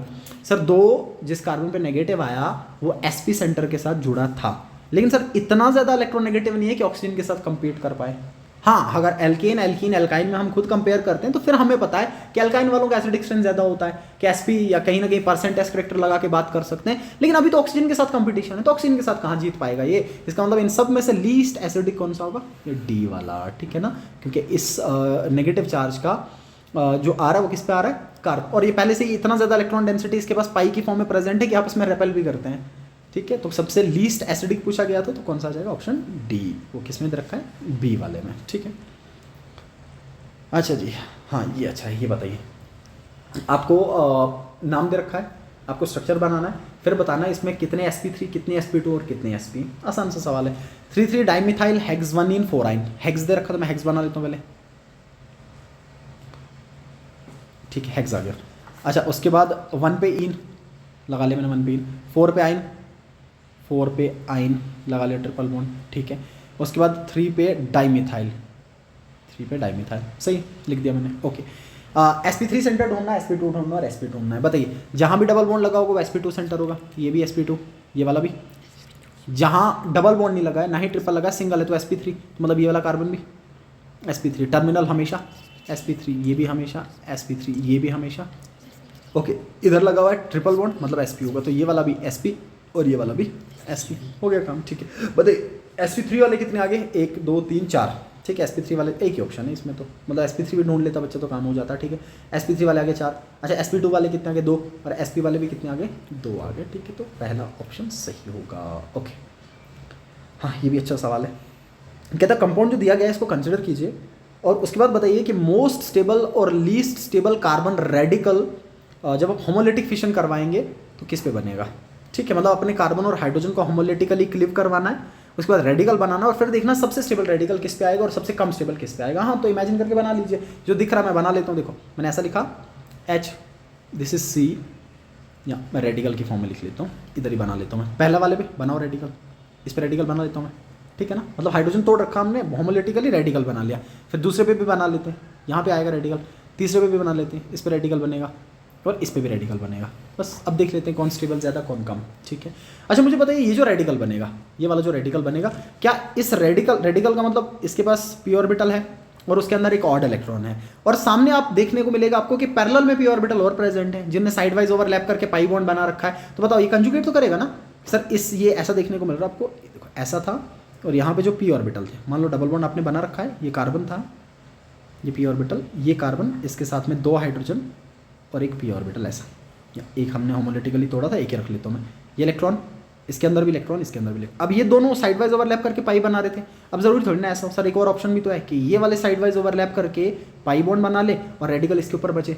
कुल मिला के जो रेडिकल यहाँ पे प्रेजेंट है, ये वाला जो रेडिकल प्रेजेंट है, ये रेडिकल क्या कर सकता है? ये कंजुगेट कर सकता है, ठीक है ना, कंजुगेशन में होगा। तो ये कंजुगेट करेगा इसके साथ, यहाँ पे है, थोड़ी देर बाद चेंज करके इधर आ जाएगा, ठीक है, इस साइड पे आ जाएगा। इसका मतलब ये होगा कि ये वाला सबसे स्टेबल होगा। स्टेबलाइज किसके थ्रू कर रहा है? कंजुगेशन के थ्रू स्टेबलाइज होगा, ठीक है। अच्छा, इस वाले में देखो, क्या इस रेडिकल में किसी तरह का स्टेबलाइजेशन है सर? कंजुगेशन तो है नहीं कहीं पे। हाँ, बस इतना होगा कि 3 डिग्री का होगा। कितना का होगा? 3 डिग्री का, ये मेरे को दिख गया। अच्छा, ये वाला 1 डिग्री का, अच्छा ये वाला भी 1 डिग्री का, ठीक है। लेकिन ये रेडिकल जिस कार्बन पे प्रेजेंट है, उस कार्बन का हाइब्रिड, उस कार्बन में परसेंटेज ज़्यादा है, ये जिस कार्बन पे ये डायरेक्टली अटैच है, जिस पे डायरेक्टली आया उसका परसेंटेज ज़्यादा है ना। और अगर परसेंटेज बढ़ गया, परसेंटेज बढ़ने का मतलब है इलेक्ट्रॉन विड्रॉइंग कैपेसिटी बढ़ना, और रेडिकल्स को स्टेबलाइजेशन तब मिलता है जब कोई डोनेट करे, ये तो खींचने का काम करेगा। कुल मिला के ट्रिपल बॉन्ड पे रेडिकल सबसे कम स्टेबल होगा, सिंगल बॉन्ड पे सबसे स्टेबल, डबल बॉन्ड पे उससे कम स्टेबल, और ट्रिपल बॉन्ड पे उससे भी कम स्टेबल। हाँ, लेकिन ट्रिपल बॉन्ड और डबल बॉन्ड के पास वाले कार्बन पे अगर प्रेजेंट हो तो फिर सबसे ज्यादा स्टेबल। क्यों? क्योंकि फिर वो कंजुगेट कर सकता है, फिर कंजुगेशन के उसको स्टेबलाइजेशन मिलेगा। पहला वाला सबसे कम स्टेबल होगा और दूसरे वाला सबसे ज्यादा स्टेबल होगा। ठीक है, तो आपको पूछा गया है मोस्ट एंड लीस्ट, तो पहला और उसके बाद कौन सा आ रहा है? अच्छा, मोस्ट आया दूसरे पे और लीस्ट आया पहले पे, तो दूसरा और पहला, ऑप्शन डी करेक्ट ऑप्शन होगा। ठीक है, बताइए one of the favourite questions aromaticity, ये तो आपको आएगा ही। ठीक है ना, आपको बताना है इसमें से कौन से एरोमेटिक है और कौन से नहीं है। मतलब अगले वाले जो नहीं है वो नॉन एरोमेटिक हो या एंटी एरोमेटिक हो या होमो हो, कैसे भी हो, उससे कोई मतलब है, बस एरोमेटिक नहीं होने चाहिए। ठीक है, बताइए पहला वाला कंपाउंड, पहले वाले में क्या लग रहा है आपको? This is cyclopentadienyl cation. Cyclopentadienyl cation कितने pi electron? Sir 6 pi electron, 2 pi 2 pi, और ये जो नेगेटिव दिख रहा है रेजोनेट करेगा 6 पाई इलेक्ट्रॉन। ठीक है ना, 6 pi electron, complete conjugation, cyclic, Huckel rule को फॉलो कर रहा है, दिस इज एरोमेटिक। सही बात है, तो पहला वाला क्या आएगा? एरोमेटिक। ठीक है, दूसरे वाले भाई दिस इज साइक्लोपेंटाडाइइनाइल कैटायन। सर इसमें तो 4 पाई लग रहे, 6 पाई तो है, तो कंजुगेशन कंप्लीट है, उसमें कोई डाउट नहीं है, क्योंकि यहाँ पे पी ऑर्बिटल है, कंजुगेट तो करेगा ही, लेकिन 4 पाई हैं, और 4 पाई हैं मतलब ये कैसा आएगा? एंटी एरोमेटिक, है ना, पता आपको, एंटी एरोमेटिक आएगा। या कुल मिला के जैसा सवाल है उसी हिसाब से। ठीक है, अच्छा तीसरे वाले में दिस इज साइक्लोब्यूटाइनाइल और डाइकैटाइन। साइक्लोब्यूटाइनाइल कैटाइन, डाइकैटाइन मिल रहा है। ठीक है, मुझे बताइएगा पी ऑर्बिटल खाली है, कंजुगेशन तो कंप्लीट चल रहा है। अच्छा कितने pi electron? 2 pi is a हक्कल number, 2 पाई है, कंप्लीट कंजुगेशन है, इसका मतलब ये भी कैसा होगा? एरोमेटिक। ठीक, ये भी एरोमेटिक होगा, ये भी एरोमेटिक था। 2, ये बताइए कितने पाई? 2 पाई, ये 2, ये 2, सब कंप्लीट कंजुगेशन में होंगे। ठीक है ना, कंजुगेट करेगा तो यहाँ से यहाँ कंजुगेट कर रहा है, यहाँ से यहाँ कंजुगेट कर रहा है, थोड़ी देर बाद यहाँ से यहाँ कंजुगेट करेगा, कंप्लीट कंजुगेशन 6 पाई, तो इसका मतलब ये भी कैसा होगा? एरोमेटिक होगा। ठीक है, अगले वाले में ये दिस इज साइक्लोहेप्टा ट्राइइनाइल कैटाइन। साइक्लो है, हेप्टा 7 है, 3 ट्रिपल बॉन्ड या डबल बॉन्ड है, ट्राइइनाइल, इन तो आएगा, आई लगा लेंगे और उसके बाद कैटाइन आ जाएगा। ठीक है, अच्छा बताइए कितने पाई? 6 पाई चल रहे हैं, 2 2 4 2 6, पी ऑर्बिटल खाली है, so this is also aromatic. बहुत अच्छा एरोमेटिक कंपाउंड है, मैंने क्लास में भी एक बार बताया था कि इतना अच्छा कि इसको हम सॉलिड फॉर्म में भी एक्सेप्ट करते हैं, या ट्रोपोलियम कैटाइन के नाम से भी पढ़ते हैं इसको। ठीक है ना, अच्छा अगले वाला बताइए, एफ वाला बहुत फेमस, पता आपको, this is non planar tub shape molecule. ठीक है, this is tub shape non planar molecule, ये तो एरोमेटिक हो नहीं सकता, ना ही एंटी है, ये नॉन एरोमेटिक में आता है। ठीक है ना, ये नॉन एरोमेटिक की कैटेगरी में आता है। ये बताइए 2 और 2 4 pi, complete conjugation, 4 pi is anti Huckel number, तो एंटी एरोमेटिक होगा। ठीक है, 2 pi, this is cyclopropenyl cation, 3 है ना, cyclopropenyl cation, 2 pi, complete conjugation तो एरोमेटिक। ठीक है जी, देखते हैं कितने एरोमेटिक आ गए आपके पास। ए, उसके बाद C D E H, A C D E H, एक ही ऑप्शन है, A C D E H aromatic, बाकी जो बचे वो नॉट एरोमेटिक। ठीक है ना, बढ़िया सवाल है, जिससे सवाल है, बहुत मज़ेदार सवाल है। अच्छा 2 स्टेटमेंट दिए गए हैं। स्टेटमेंट 1 बोलता है कि अगर आप नाइट्रेशन करोगे मेटाजाइलिन का, ठीक है, मेटाजाइलिन मुझे याद है, भी मैंने क्लास में पढ़ाया था, जब मैं ओजोनोलिसिस पढ़ाया था ना, तो ओजोनोलिसिस का सिग्निफिकेंस मैंने आपको बताया था। ओजोनोलिसिस ये चीज़ फाइंड आउट करने में हेल्प करता है कि डबल बॉन्ड का पोजीशन क्या होगा, तो वहाँ पे मैंने जाइलिन का एग्जांपल दिया था कि जाइलिन में डबल बॉन्ड अल्टरनेट पोजीशन में 2 तरीके से अरेंज होते हैं, और ओजोनोलिसिस करने में 2 तरह के प्रोडक्ट बनते हैं, जो कन्फर्म करता है। अच्छा मेटाजाइलिन का मतलब होगा, जाइलिन का मतलब होता है 2 मिथाइल ग्रुप, अब मेटा लिखा हुआ है तो एक दूसरे के रिस्पेक्ट में CH3 मेटा पे होंगे, एक CH3 यहाँ पे और दूसरा यहाँ पे, दिस इज मेटाजाइलिन। ठीक है, इसको मेटाजाइलिन पढ़ लेंगे। इसका किया जा रहा है नाइट्रेशन, देख पा रहे हैं आप, नाइट्रेटिंग मिक्सचर यूज़ कर रखा है। ठीक है, चलिए नाइट्रेशन कर लेते हैं इसका पहले, तो हमने इसका नाइट्रेशन किया, नाइट्रेटिंग मिक्सचर लगा लिया, मैं NM लिख लेता हूँ शॉर्ट में। ठीक है, अच्छा मुझे बताइए जो CH3 ग्रुप लगे हैं कैसे ग्रुप है? ऑर्थो पैरा डायरेक्टर है। ठीक है, क्योंकि क्या कर सकते हैं सर, ये ज़्यादा से ज़्यादा +H लगा सकते हैं, +I लगा सकते हैं, कुल मिला के ऑर्थो पैरा डायरेक्टर नेचर के होंगे। 2 होते वीक है, हो गए वीक एक्टिवेटर है, लेकिन ऑर्थो पैरा डायरेक्टर होते हैं। तो बताओ जो आने वाला NO2 ग्रुप होगा वो कहाँ पे लगेगा? ऑर्थो पैरा पे। देखते हैं रेस्पेक्टिव पोजीशंस क्या हैं। अब मुझे बताओ ये जो मिथाइल ग्रुप है, इस मिथाइल के रेस्पेक्ट में ये पैरा है और इसकी रेस्पेक्ट में ये ऑर्थो है। अच्छा इसके रेस्पेक्ट में यहाँ पे लगाऊं तो इसकी रेस्पेक्ट में ये पैरा है और इसके रेस्पेक्ट में ऑर्थो है, कहीं भी लगा लो सेम है, नाम भी सेम आएगा, तो मैं कहीं पे भी लगा सकता हूँ। तो मैं ऐसा लिख लूँगा कि ये मेटाजाइलिन जैसा चल रहा था वैसे लिखा मैंने, this is CH3, this is CH3, और यहाँ पे लगा दिया मैंने, यहाँ या यहाँ सेम ही आएगा नाम। ठीक है, NO2 ग्रुप लगा लिया मैंने, NO2 ग्रुप। ठीक है, अच्छा उसके बाद आगे बोलता है कि अगर इसका ऑक्सीडेशन किया जाए, अब इसका ऑक्सीडेशन करेंगे हम। अब देखो ऑक्सीडेशन करने के बाद क्या बनेगा, अगर मैं इसको ऑक्सीडाइज कर दूँ, ऑक्सीडाइज करने के लिए मैं एक खतरनाक ऑक्सीडाइजिंग एजेंट का यूज़ कर लेता हूँ, दैट इज़ KMnO4। KMnO4 बहुत अच्छा ऑक्सीडाइजिंग एजेंट। अब जो 11th में आपने इसका डिस्कशन पढ़ा वो बेयर्स रिएजेंट के नाम से पढ़ा, ठीक है ना। जो बेयर्स रिएजेंट में आपको क्या हेल्प करता है, ये डबल बॉन्ड को लोकेट, या ऐसा मान लीजिए डबल बॉन्ड अनसेचुरेशन टेस्ट के लिए यूज़ हो जाता है ये, जहाँ डबल बॉन्ड में डाईहाइड्रोक्सिलेशन करवाने का काम करता है, ठीक है। और साथ साथ में ऑक्सीडाइजिंग एजेंट भी होता है, एसिडिक में बेसिक में दोनों में चलता है। अच्छा ये क्या करता है सर, ये जो मिथाइल प्रेजेंट होते हैं ना साथ में, जो बेंजाइलिक कार्बन है, इन बेंजाइलिक कार्बन को ऑक्सीडाइज करता है और ऑक्सीडाइज करके COOH में कन्वर्ट करता है। तो ये क्या करेगा, इन दोनों मिथाइल ग्रुप्स को ऑक्सीडाइज करके COH में कन्वर्ट करेगा, ये भी COH में और ये वाला भी COH में। NO2 का इफेक्ट नहीं करता, NO2 जैसा था वैसे ही रहेगा। तो यहाँ पे रहेगा आपका NO2 ग्रुप, ये NO2 रहेगा। इसको पढ़ते हैं बेंजाइलिक ऑक्सीडेशन, बेंजाइलिक ऑक्सीडेशन करवाएगा, ठीक है। अच्छा अब देख लेते हैं जो बना, पूछा क्या है एट द एंड, पूछा ये है कि जो बन रहा है उसका नाम पूछा है, बस आपको ये बताना कि मेजर था, ये नाम सही है या नहीं है। कहता 4 पे नाइट्रो, ठीक है। देखते हैं कार्बोक्सिलिक एसिड से स्टार्ट होगा, ठीक है। तो मैं क्या करता हूँ, यहाँ से कार्बन 1, ये कार्बन 2, ये कार्बन 3, ये कार्बन 4, यहाँ से स्टार्ट नहीं कर पाऊंगा मैं। अगर मैंने यहाँ से स्टार्ट किया ना, कोई ऐसा सोचे बच्चा कि सर 1 कर दो, फिर 2 कर दो, 3 4 5 कर दो, नहीं मैं COH को पहले देखूंगा, उसके बाद तो NO2 देखूंगा मैं, ठीक है। कितने पे नाइट्रो आया, 4 पे, और उसके बाद बेंजीन, और कितने पे ओइक एसिड, 1 पे और 3 पे डाई कार्बोक्सिलिक एसिड। सिर्फ ओइक नहीं लिखूंगा, क्यों, क्योंकि COOH कार्बन चेन का पार्ट नहीं आया, तो पूरा नाम लिखना पड़ेगा। सो 4 पे नाइट्रो, उसके बाद बेंजीन, 1,3 डाई कार्बोक्सिलिक एसिड, बिल्कुल सही बात है। स्टेटमेंट 1 बिल्कुल करेक्ट है, ठीक है। स्टेटमेंट 2 कहते हैं जो CH3 ग्रुप है ये ऑर्थो पैरा डायरेक्टर है और जो NO2 ग्रुप है वो मेटा डायरेक्टर। सही बात है, CH3 group ortho para director और NO2, क्योंकि NO2 बहुत खतरनाक -R लगाता है तो मेटा डायरेक्टर होगा, ठीक है। तो ये बात भी बिल्कुल सही है, दोनों के दोनों स्टेटमेंट सही होंगे, ठीक है। So both statement 1 and statement 2 is correct, okay जी। चलिए नेक्स्ट बताइए, क्रोमेटोग्राफी से। स्टेटमेंट 1 बोलता है in paper chromatography stationary phase is a thin film of liquid present in inert support, ठीक है। 2 तरह की आपने क्रोमेटोग्राफी का एक आउटलाइन क्लासिफिकेशन देखा था, मैं फिर से बता दूं आपको। क्लासिफिकेशन 2 तरह की थी क्रोमेटोग्राफी में, इधर लिख लेता हूं मैं, क्रोमेटोग्राफी एक एडजॉर्प्शन क्रोमेटोग्राफी और एक पार्टीशन क्रोमेटोग्राफी, 2 तरह का। एक को हम पढ़ लेते हैं एडजॉर्प्शन, और दूसरे को पार्टीशन।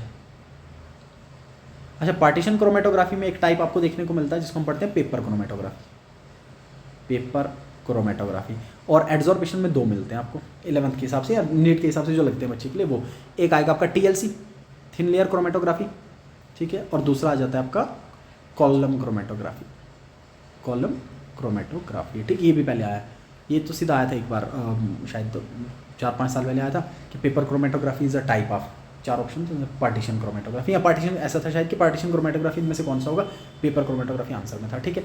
अच्छा जब आपने क्रोमेटोग्राफी देखा, सर क्रोमेटोग्राफी में बहुत महत्वपूर्ण बात यह है कि बच्चे को ये पता हो कि स्टेशनरी फेज क्या है और मोबाइल फेज क्या है। 2 ही तरह के फेजेस तो हैं, और फिर आपको पता है कि स्टेशनरी फेज जो होगा और स्टेशनरी फिल्म के ऊपर मोबाइल फेज रन करता है, इल्यूशन होता है, जिस वजह से आपके जो कंपोनेंट्स मिक्सचर में होते हैं वो सेपरेट हो जाते हैं, ठीक है, बेस्ड ऑन इधर देयर एडजॉर्प्शन कैपेसिटीज और ऑन देयर पार्टीशन कैपेसिटीज, या तो एडजॉर्ब होंगे या तो पार्टीशनिंग कैपेसिटी की बेसिस पे, ठीक है। अच्छा ये जो आपका एडजॉर्प्शन क्रोमेटोग्राफी में TLC और कॉलम लिया जा रहा है, सर TLC और कॉलम क्रोमेटोग्राफी में जो स्टेशनरी फेज होगा वो होगा सॉलिड, क्या होगा, सॉलिड होता है, ठीक है। मैंने TLC बताया था, TLC में आपको ग्लास स्ट्रिप मिलता है, तो ग्लास का एक स्ट्रिप मिलता है, उस ग्लास स्ट्रिप पे सिलिका का एडजॉर्प्शन किया जाता है, सिलिका जेल लगाया जाता है, फिर उस पर कंपोनेंट का डॉट लगाया जाता है, इल्यूशन किया जाता है, मोबाइल फेज में डाला जाता है, फिर ये रन करता है। लेकिन अगर आप पेपर क्रोमेटोग्राफी की बात करोगे ना, पेपर क्रोमेटोग्राफी में जो स्टेशनरी फेज होगा वो होगा वाटर, पानी जो पेपर के अंदर एंट्रैप होगा, ये बहुत इंपॉर्टेंट बात होगा तो पेपर, लेकिन सर पेपर स्टेशनरी फेज नहीं होता है, पेपर के अंदर जो वाटर मॉलिक्यूल एंट्रैप होते हैं वो स्टेशनरी फेज की तरह काम करते हैं, ये बहुत इंपॉर्टेंट बात है, ये मतलब इसमें ये जबरदस्त पॉइंट है जो ध्यान में रखना है। मोबाइल फेज दोनों में लिक्विड होता है, दोनों में सॉल्वेंट होते हैं, बस इसमें जो स्टेशनरी फेज है वो भी लिक्विड होगा, मोबाइल फेज भी लिक्विड होगा, इसमें स्टेशनरी फेज सॉलिड होता है और मोबाइल फेज लिक्विड होता है। कहता है जो पार्टीशन क्रोमेटोग्राफी है, stationary phase is a thin film of liquid present in the inert sport.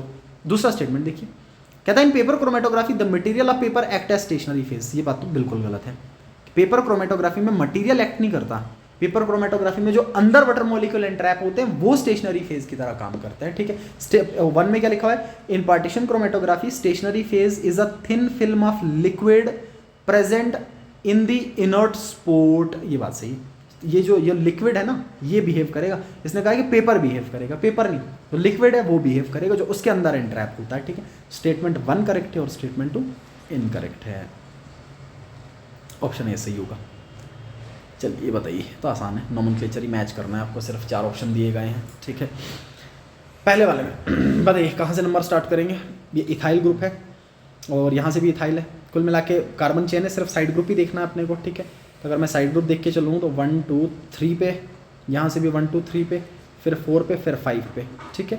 आज दोनों से लोकेशन नंबर दोनों से सेम आ रहा है। अगर दोनों तरफ से लोकेशन नंबर सेम आ जाए तो फिर किसको देखते हैं, अल्फ़ाबेट, फिर अल्फ़ाबेटिक रूल लगाते हैं ना, ठीक है। मुझे बताइए यहाँ से आऊँगा तीसरे पे इथाइल, यहाँ से आऊँगा तीसरे पे मिथाइल, तो इथाइल को प्रायोरिटी मिलेगा इथाइल को, क्योंकि अल्फ़ाबेटिकली ई पहले आता है। तो मैं यहाँ से नंबर करूँगा, this is 1, this is 2, this is 3 4 5 6 7, 2 है ना, 6 7, ठीक है। 3 पे इथाइल और उसके बाद 5 पे मिथाइल और 7 के लिए हेप्टेन, तो ये आ जाएगा 3 इथाइल 5 मिथाइल हेप्टेन, देखो दे रखा है 3 इथाइल 5 मिथाइल हेप्टेन, हो गया। आइए दूसरे वाले पर, ठीक है ना, या इसको कर लो, ये तो खुद मैच हो जाएगा, क्यों लगाना है इसमें, ये वाला कर लो, काम हो जाएगा। बताओ यहाँ से डबल बॉन्ड, यहाँ से डबल बॉन्ड दूर है, इधर से स्टार्ट करूँगा, this is 1, this is 2, this is 3, this is 4, this is 5, ठीक है। बताओ 2 पे मिथाइल और उसके बाद पेंटा, डबल बॉन्ड एक से ज़्यादा है तो पेंटा, कितने पे इन, 1 पे और 3 पे डाइइन, ठीक है। तो ये जाएगा 2 मिथाइल 1 3 पेंटा डाइइन, सही। ये बता दीजिए, डबल बॉन्ड स्टार्ट करूँगा 1 2 3 4 5, 4 पे मिथाइल और उसके बाद पेंट 1 इन, 4 पे मिथाइल और पेंट 1 इन, ये वाला इसके साथ में मैच कर जाएगा। और ये जो बच गया, अब कंडेंस फॉर्म में दे रखा, आपको पता ओपन स्ट्रक्चर लिखना आपको है ना, कंडेंस फॉर्म में दे रखा, ओपन स्ट्रक्चर लिख लीजिए, ये बन जाएगा। ये अंडरस्टूड है, 3 मैच कर लिए तो चौथा तो हो ही जाएगा। इसी हिसाब से ऑप्शन मैच कर लेंगे फिर हम, ए का दूसरा, बी का तीसरा, ए का दूसरा, बी का तीसरा, ये भी कट गया, ये भी कट गया। सी का पहला या चौथा, सी का चौथा, सी का चौथा, ये ऑप्शन सही है। अच्छा जी, ये बताइए अब कितना, स्टेटमेंट 1 ये है कि जो 2 कंपाउंड दिए गए हैं ये आपस में आइसोमेरिक कंपाउंड्स हैं, ठीक है। अब इनमें आइसोमेरिक का रिलेशन देखना पड़ेगा हमें, देखते हैं होंगे या नहीं होंगे। अब मुझे बताइए कैसा दिख रहा है चेन में, ये कैसा दिख रहा है रिंग में। आप देखना पड़ेगा कि क्या ये रिंग चेन आइसोमर्स है या नहीं है। रिंग चेन भी एक तरह का स्ट्रक्चरल आइसोमर होता है, ठीक है। अब उसके लिए आपको क्या करना पड़ता है ना, उसके लिए आपको DU देखना पड़ता है। DU ध्यान में रख लीजिएगा, डबल बॉन्ड अनसैचुरेशन, या इसको डबल बॉन्ड इंडेक्स भी पढ़ते हैं। कुल मिला के DU आपको ये फाइंड आउट करने में हेल्प करता है कि आपका रिंग या पाई बॉन्ड प्रेजेंट होता है या नहीं होता है। एक बात तो ये, दूसरी बात, जब भी आप आइसोमर्स देखोगे, सर आइसोमर्स में मॉलिक्यूलर फॉर्मूला तो सेम होना चाहिए, लेकिन साथ साथ में आप ये देखोगे कि यहाँ पे पाई बॉन्ड दिख रहा है। अब बच्चा सोचे यहाँ पे पाई बॉन्ड दिख नहीं रहा है मेरे को, तो वो पाई बॉन्ड गायब इसलिए हुआ क्योंकि यहाँ पे रिंग बना हुआ है। तो आप DU अगर दोनों का मैच कर जाए तो समझिए दोनों में सेम कहानी चल रही होती है, ठीक है। और DU निकालने के लिए फॉर्मूला होता है C+1, या और इजी कर दूंगा मैं, फिलहाल ऐसे लिख लेता हूँ मैं, -H/2 + N/2 - X/2, या इन अदर टर्म, अगर एक पाई बॉन्ड है तो DU का वैल्यू 1, एक रिंग है तो DU का वैल्यू 1, ठीक है। बताइए यहाँ पे एक पाई बॉन्ड है, DU का वैल्यू 1, यहाँ पे एक रिंग है, DU का वैल्यू 1, मतलब दोनों का DU मैच कर रहा है, ठीक है। उसके बाद देखेंगे मॉलिक्यूलर फॉर्मूला, कितने कार्बन, 6, यहाँ पे देखिए 5 ही और एक ये 6, मॉलिक्यूलर फॉर्मूला सेम होगा, ठीक है ना। तो अब इन दोनों का अगर मॉलिक्यूलर फॉर्मूला सेम होगा तो आपस में किस फॉर्म में, these R ring chain isomers, ring chain isomers, बिल्कुल ये आपस में आइसोमर्स हैं, रिंग चेन टाइप के आइसोमर्स हैं, ठीक है। अच्छा दूसरा बोलता है, कहता है ये आपस में फंक्शनल आइसोमर्स हैं। हाँ फंक्शनल ग्रुप तो सही है सर, वो तो मेरे को समझ में आ गया कि ये सेकेंडरी अमीन है, ये प्राइमरी अमीन है, ये बात तो सही है। अब कार्बन चेन देख लेता हूँ बस, कार्बन कितने, 1 2 3 4 5, मतलब यहाँ पे 5 कार्बन का चेन है, यहाँ पे 3 इस साइड 2 इस साइड, तो यहाँ पे भी कितने का होगा, 5 कार्बन का चेन होगा, बिल्कुल 5 कार्बन का चेन, मॉलिक्यूलर फॉर्मूला सेम चल रहा है, सिर्फ बदल क्या रहा है, फंक्शनल ग्रुप बदल रहा है। So these are functional isomers, तो इसका मतलब दोनों की दोनों बातें क्या हैं, सही हैं, ठीक है ना। इसका ऑप्शन नीचे नहीं रखा तो यहीं से देख लीजिएगा, दोनों करेक्ट है, ये भी ट्रू है और ये वाला भी ट्रू है, दोनों स्टेटमेंट सही है। ये अच्छा है, ये देखो जरा, न्यूक्लियोफाइल पहचानने हैं, देखते हैं कौन सही बता पाएगा, पहचानिए। शाबाश।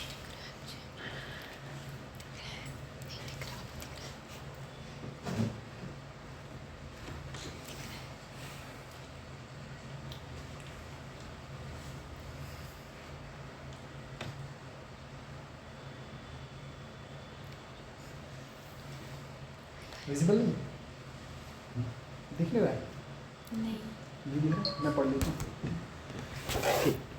देखिएगा न्यूक्लियोफाइल ढूंढने इनमें से, NH3 पता है नाइट्रोजन के ऊपर लोन पेयर होता है, ठीक है, ओके। PHSH मतलब फिनाइल रिंग है, साथ में सल्फर है और हाइड्रोजन है। अच्छा कहानी पूरी सेम है, जैसे मान लो बेंजीन होता है ना, बेंजीन के ऊपर OH होता है तो फिनॉल पढ़ते हैं, अभी SH है, ठीक है। थायोल ग्रुप लगा हुआ है, थायोफिनोल टाइप का है। अब बताओ ऑक्सीजन होता तो लोन पेयर होता, सल्फर पे भी तो वही लोन पेयर है ना सर, ये भी तो न्यूक्लियोफाइल होगा, ठीक है। आइए तीसरे वाले में 2 मिथाइल ग्रुप और साथ में सल्फर लगा हुआ है, 2 ही मिथाइल है साथ में सल्फर है, अभी से लोन पेयर तो रहा होगा, ये लोन पेयर सल्फर के ऊपर, ठीक है, ये भी होगा। अच्छा डबल बॉन्ड वाले हैं, बताइए डबल बॉन्ड, ये मैंने पढ़ा रखा, जब मैंने न्यूक्लियोफाइल इलेक्ट्रोफाइल पढ़ाया था मैं आपको ये कहा था कि जब भी पाई बॉन्ड प्रेजेंट हो, डबल बॉन्ड, लेकिन वो होना चाहिए कार्बन और कार्बन के बीच में, कार्बन और कार्बन के हेटेरो एटम के बीच में नहीं होना चाहिए, ठीक है। तो अगर कार्बन और कार्बन के बीच में प्रेजेंट है तो ये भी न्यूक्लियोफाइल की तरह काम करता है। दैट इज वाई इस पर इलेक्ट्रोफिलिक एडिशन होते हैं, जितनी भी तरह के रिएक्शन आपने पढ़े, मार्कोनिकोव एडिशन, जितनी भी तरह के रिएक्शन पढ़े सब इलेक्ट्रोफिलिक एडिशन है, इसलिए क्योंकि न्यूक्लियोफाइल है, ठीक है।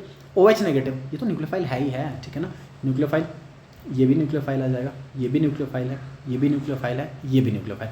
H3O पॉजिटिव ये तो हो ही नहीं सकता सर, पॉजिटिव वाले तो न्यूक्लियोफाइल हो ही नहीं सकते, कट कर दिया मैंने, ठीक है।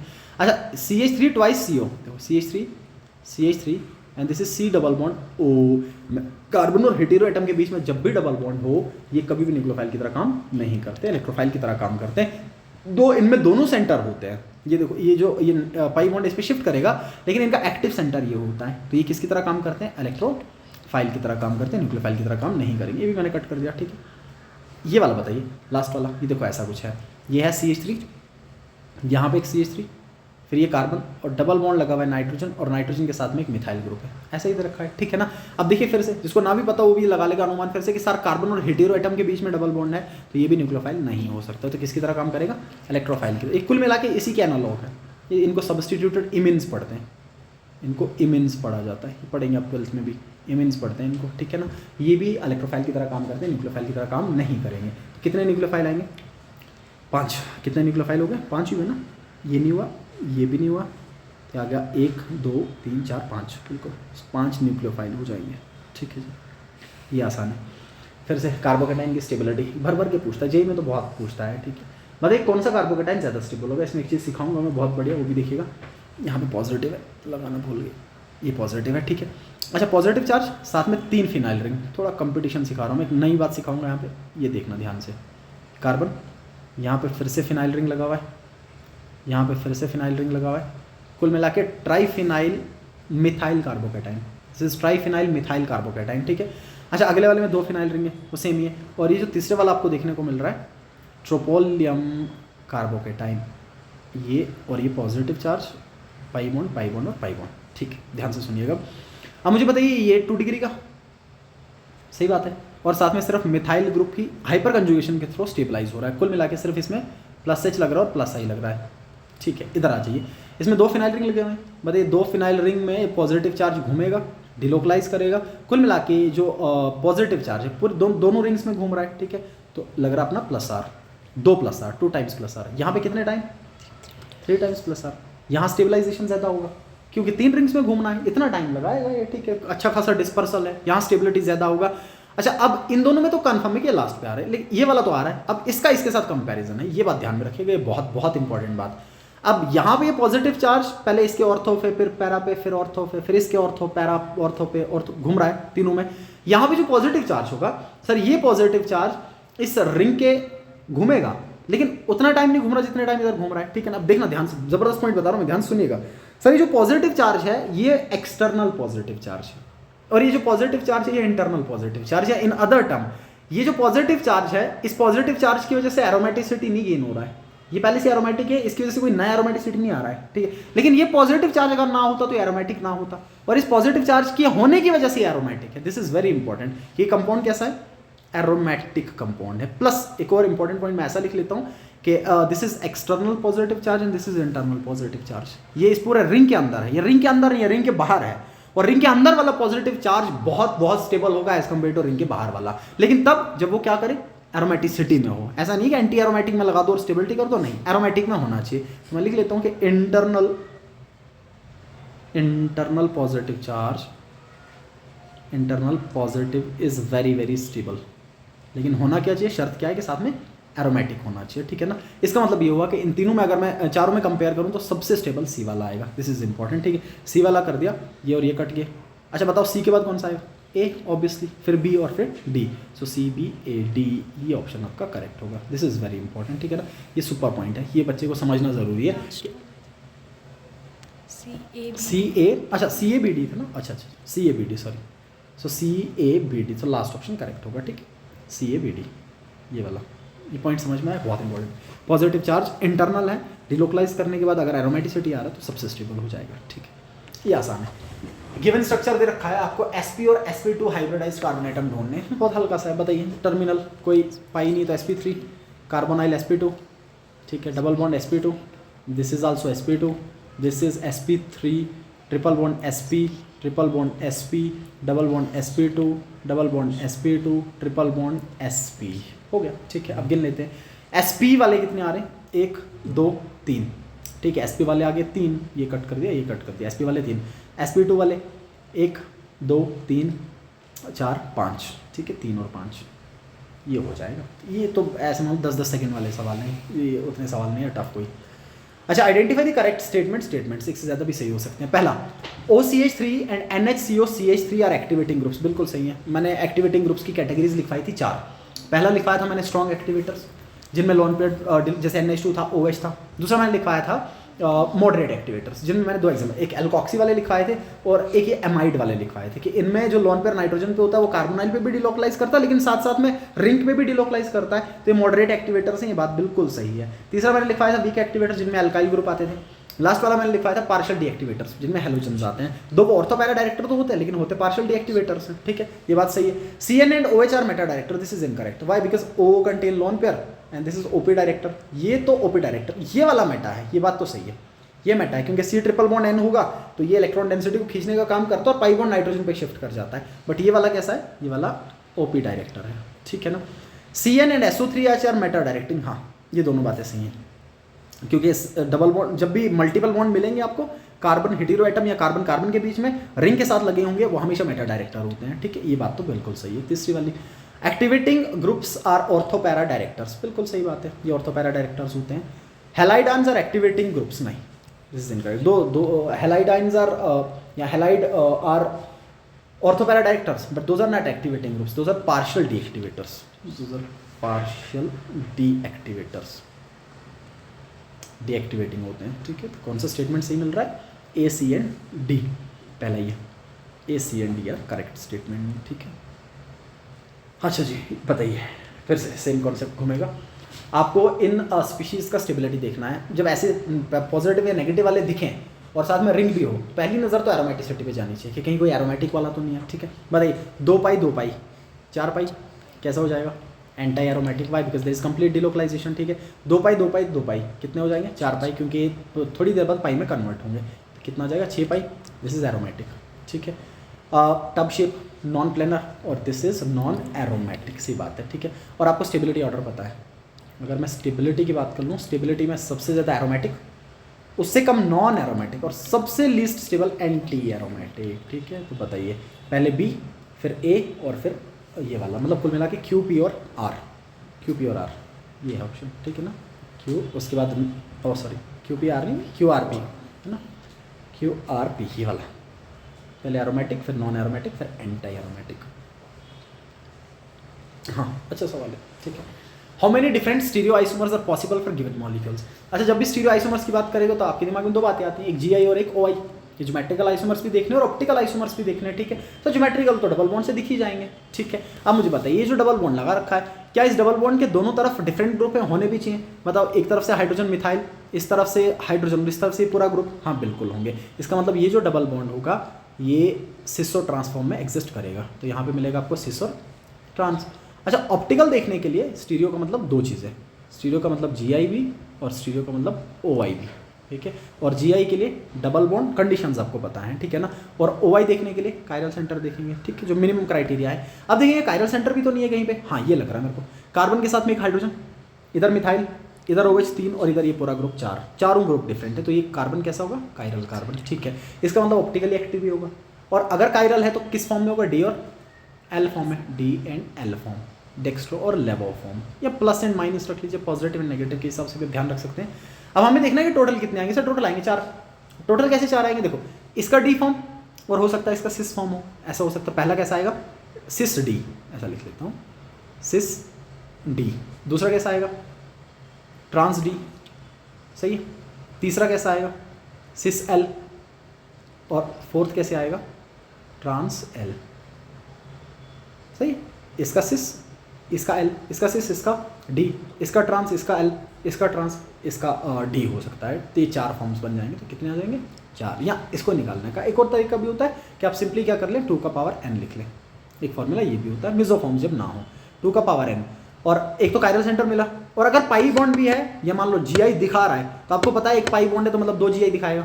फॉर्मूला सेम ही रिपीट होता है। कुल मिला के जो n होगा, n आपको बताएगा कि कितने ज्योमेट्रिकल आइसोमर दिखाने वाले पाई बॉन्ड है, प्लस साथ साथ में कितने कायरल सेंटर हैं। तो आप दोनों को इंक्लूड करके लिख सकते हो। तो कितने थे अभी, 1 पाई और 1 कायरल, मतलब 2। तो अगर मैं ऐसा कर दूं कि 2 का पावर 2 लिख दूं, तब भी कितना आ जाता, 4 आ जाएगा। ठीक है ना, डायरेक्टली करने का तरीका है। और ये इस तरीके से अगर समझ के करना चाहे बच्चा।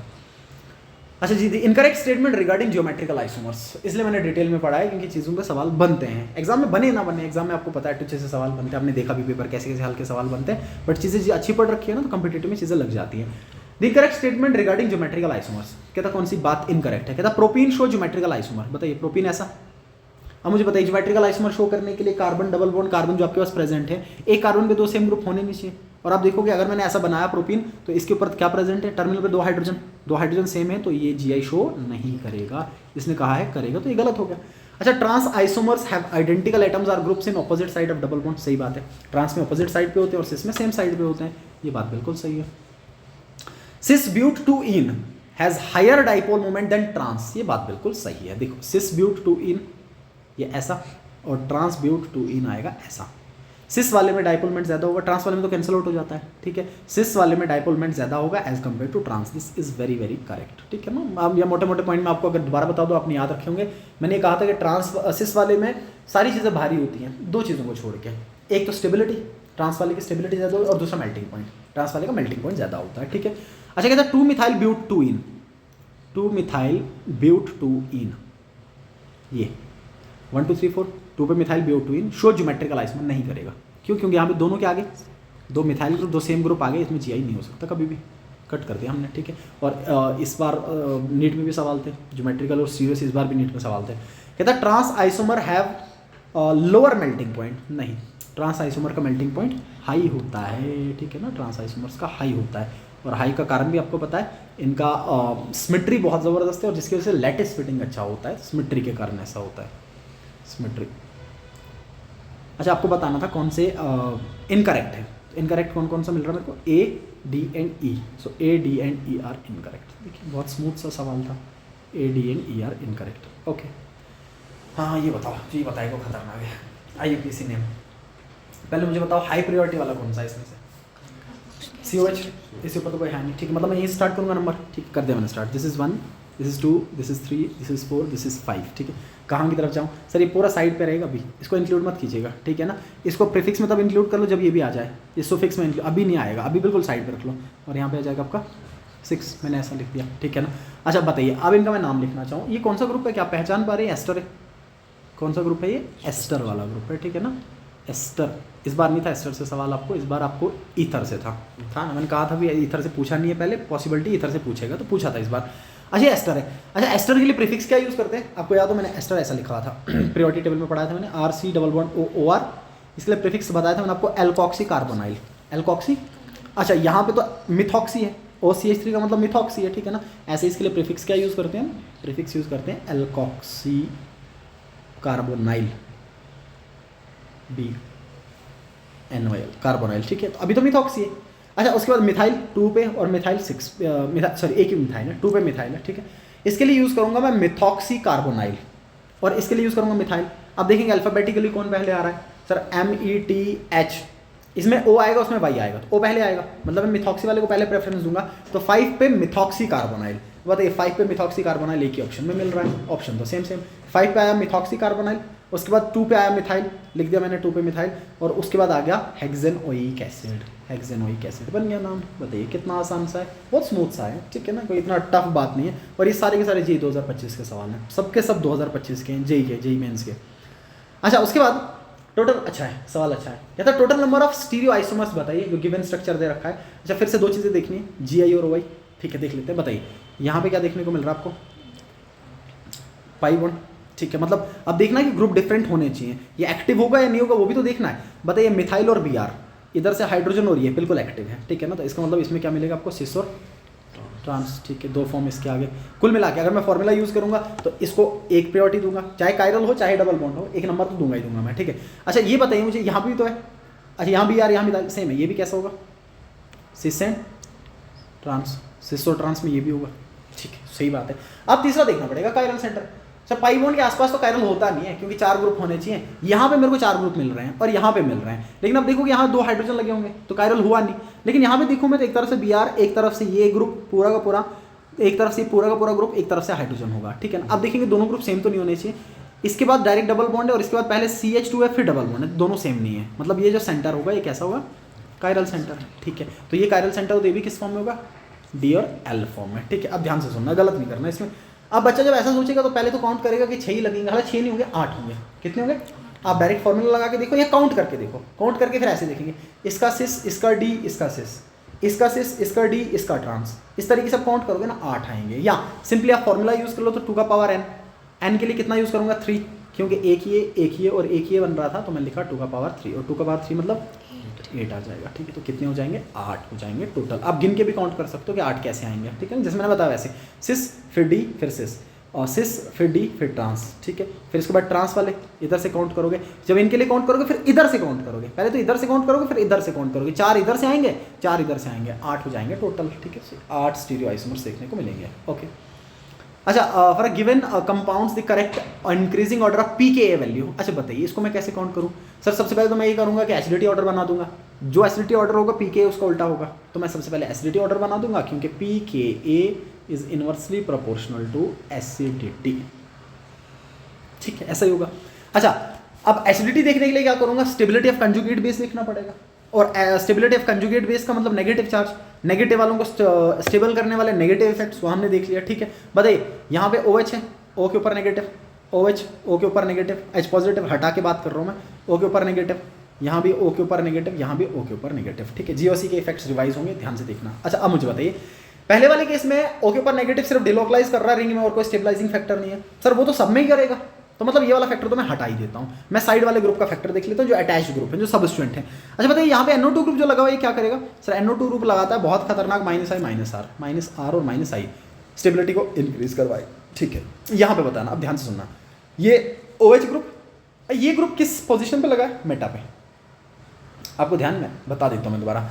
मेटा पे सिर्फ इंडक्टिव ऑपरेट करता है और कोई ऑपरेट नहीं करता, याद है आपको, मेटा पे सिर्फ इंडक्टिव ऑपरेट करेगा और कोई ऑपरेट, तो मतलब ये जो ऑक्सीजन होगा इस पे लोन पेयर भी तो है लेकिन रेजोनेट नहीं कर सकता, तो ये सिर्फ किस में पार्टिसिपेट करता है, -I में, क्योंकि ऑक्सीजन है इलेक्ट्रोनेगेटिव तो -I only, at meta only inductive operates, only I operates, ये सुपर पॉइंट है, ये ध्यान ना हुआ तो गड़बड़ हो गया, ठीक है। यहाँ भी मेटा पे है तो मतलब ये अपना -R लगाने से रहा तो लगाएगा क्या, -I ओनली, क्यों, क्योंकि मेटा पे प्रेजेंट है, ठीक है ना।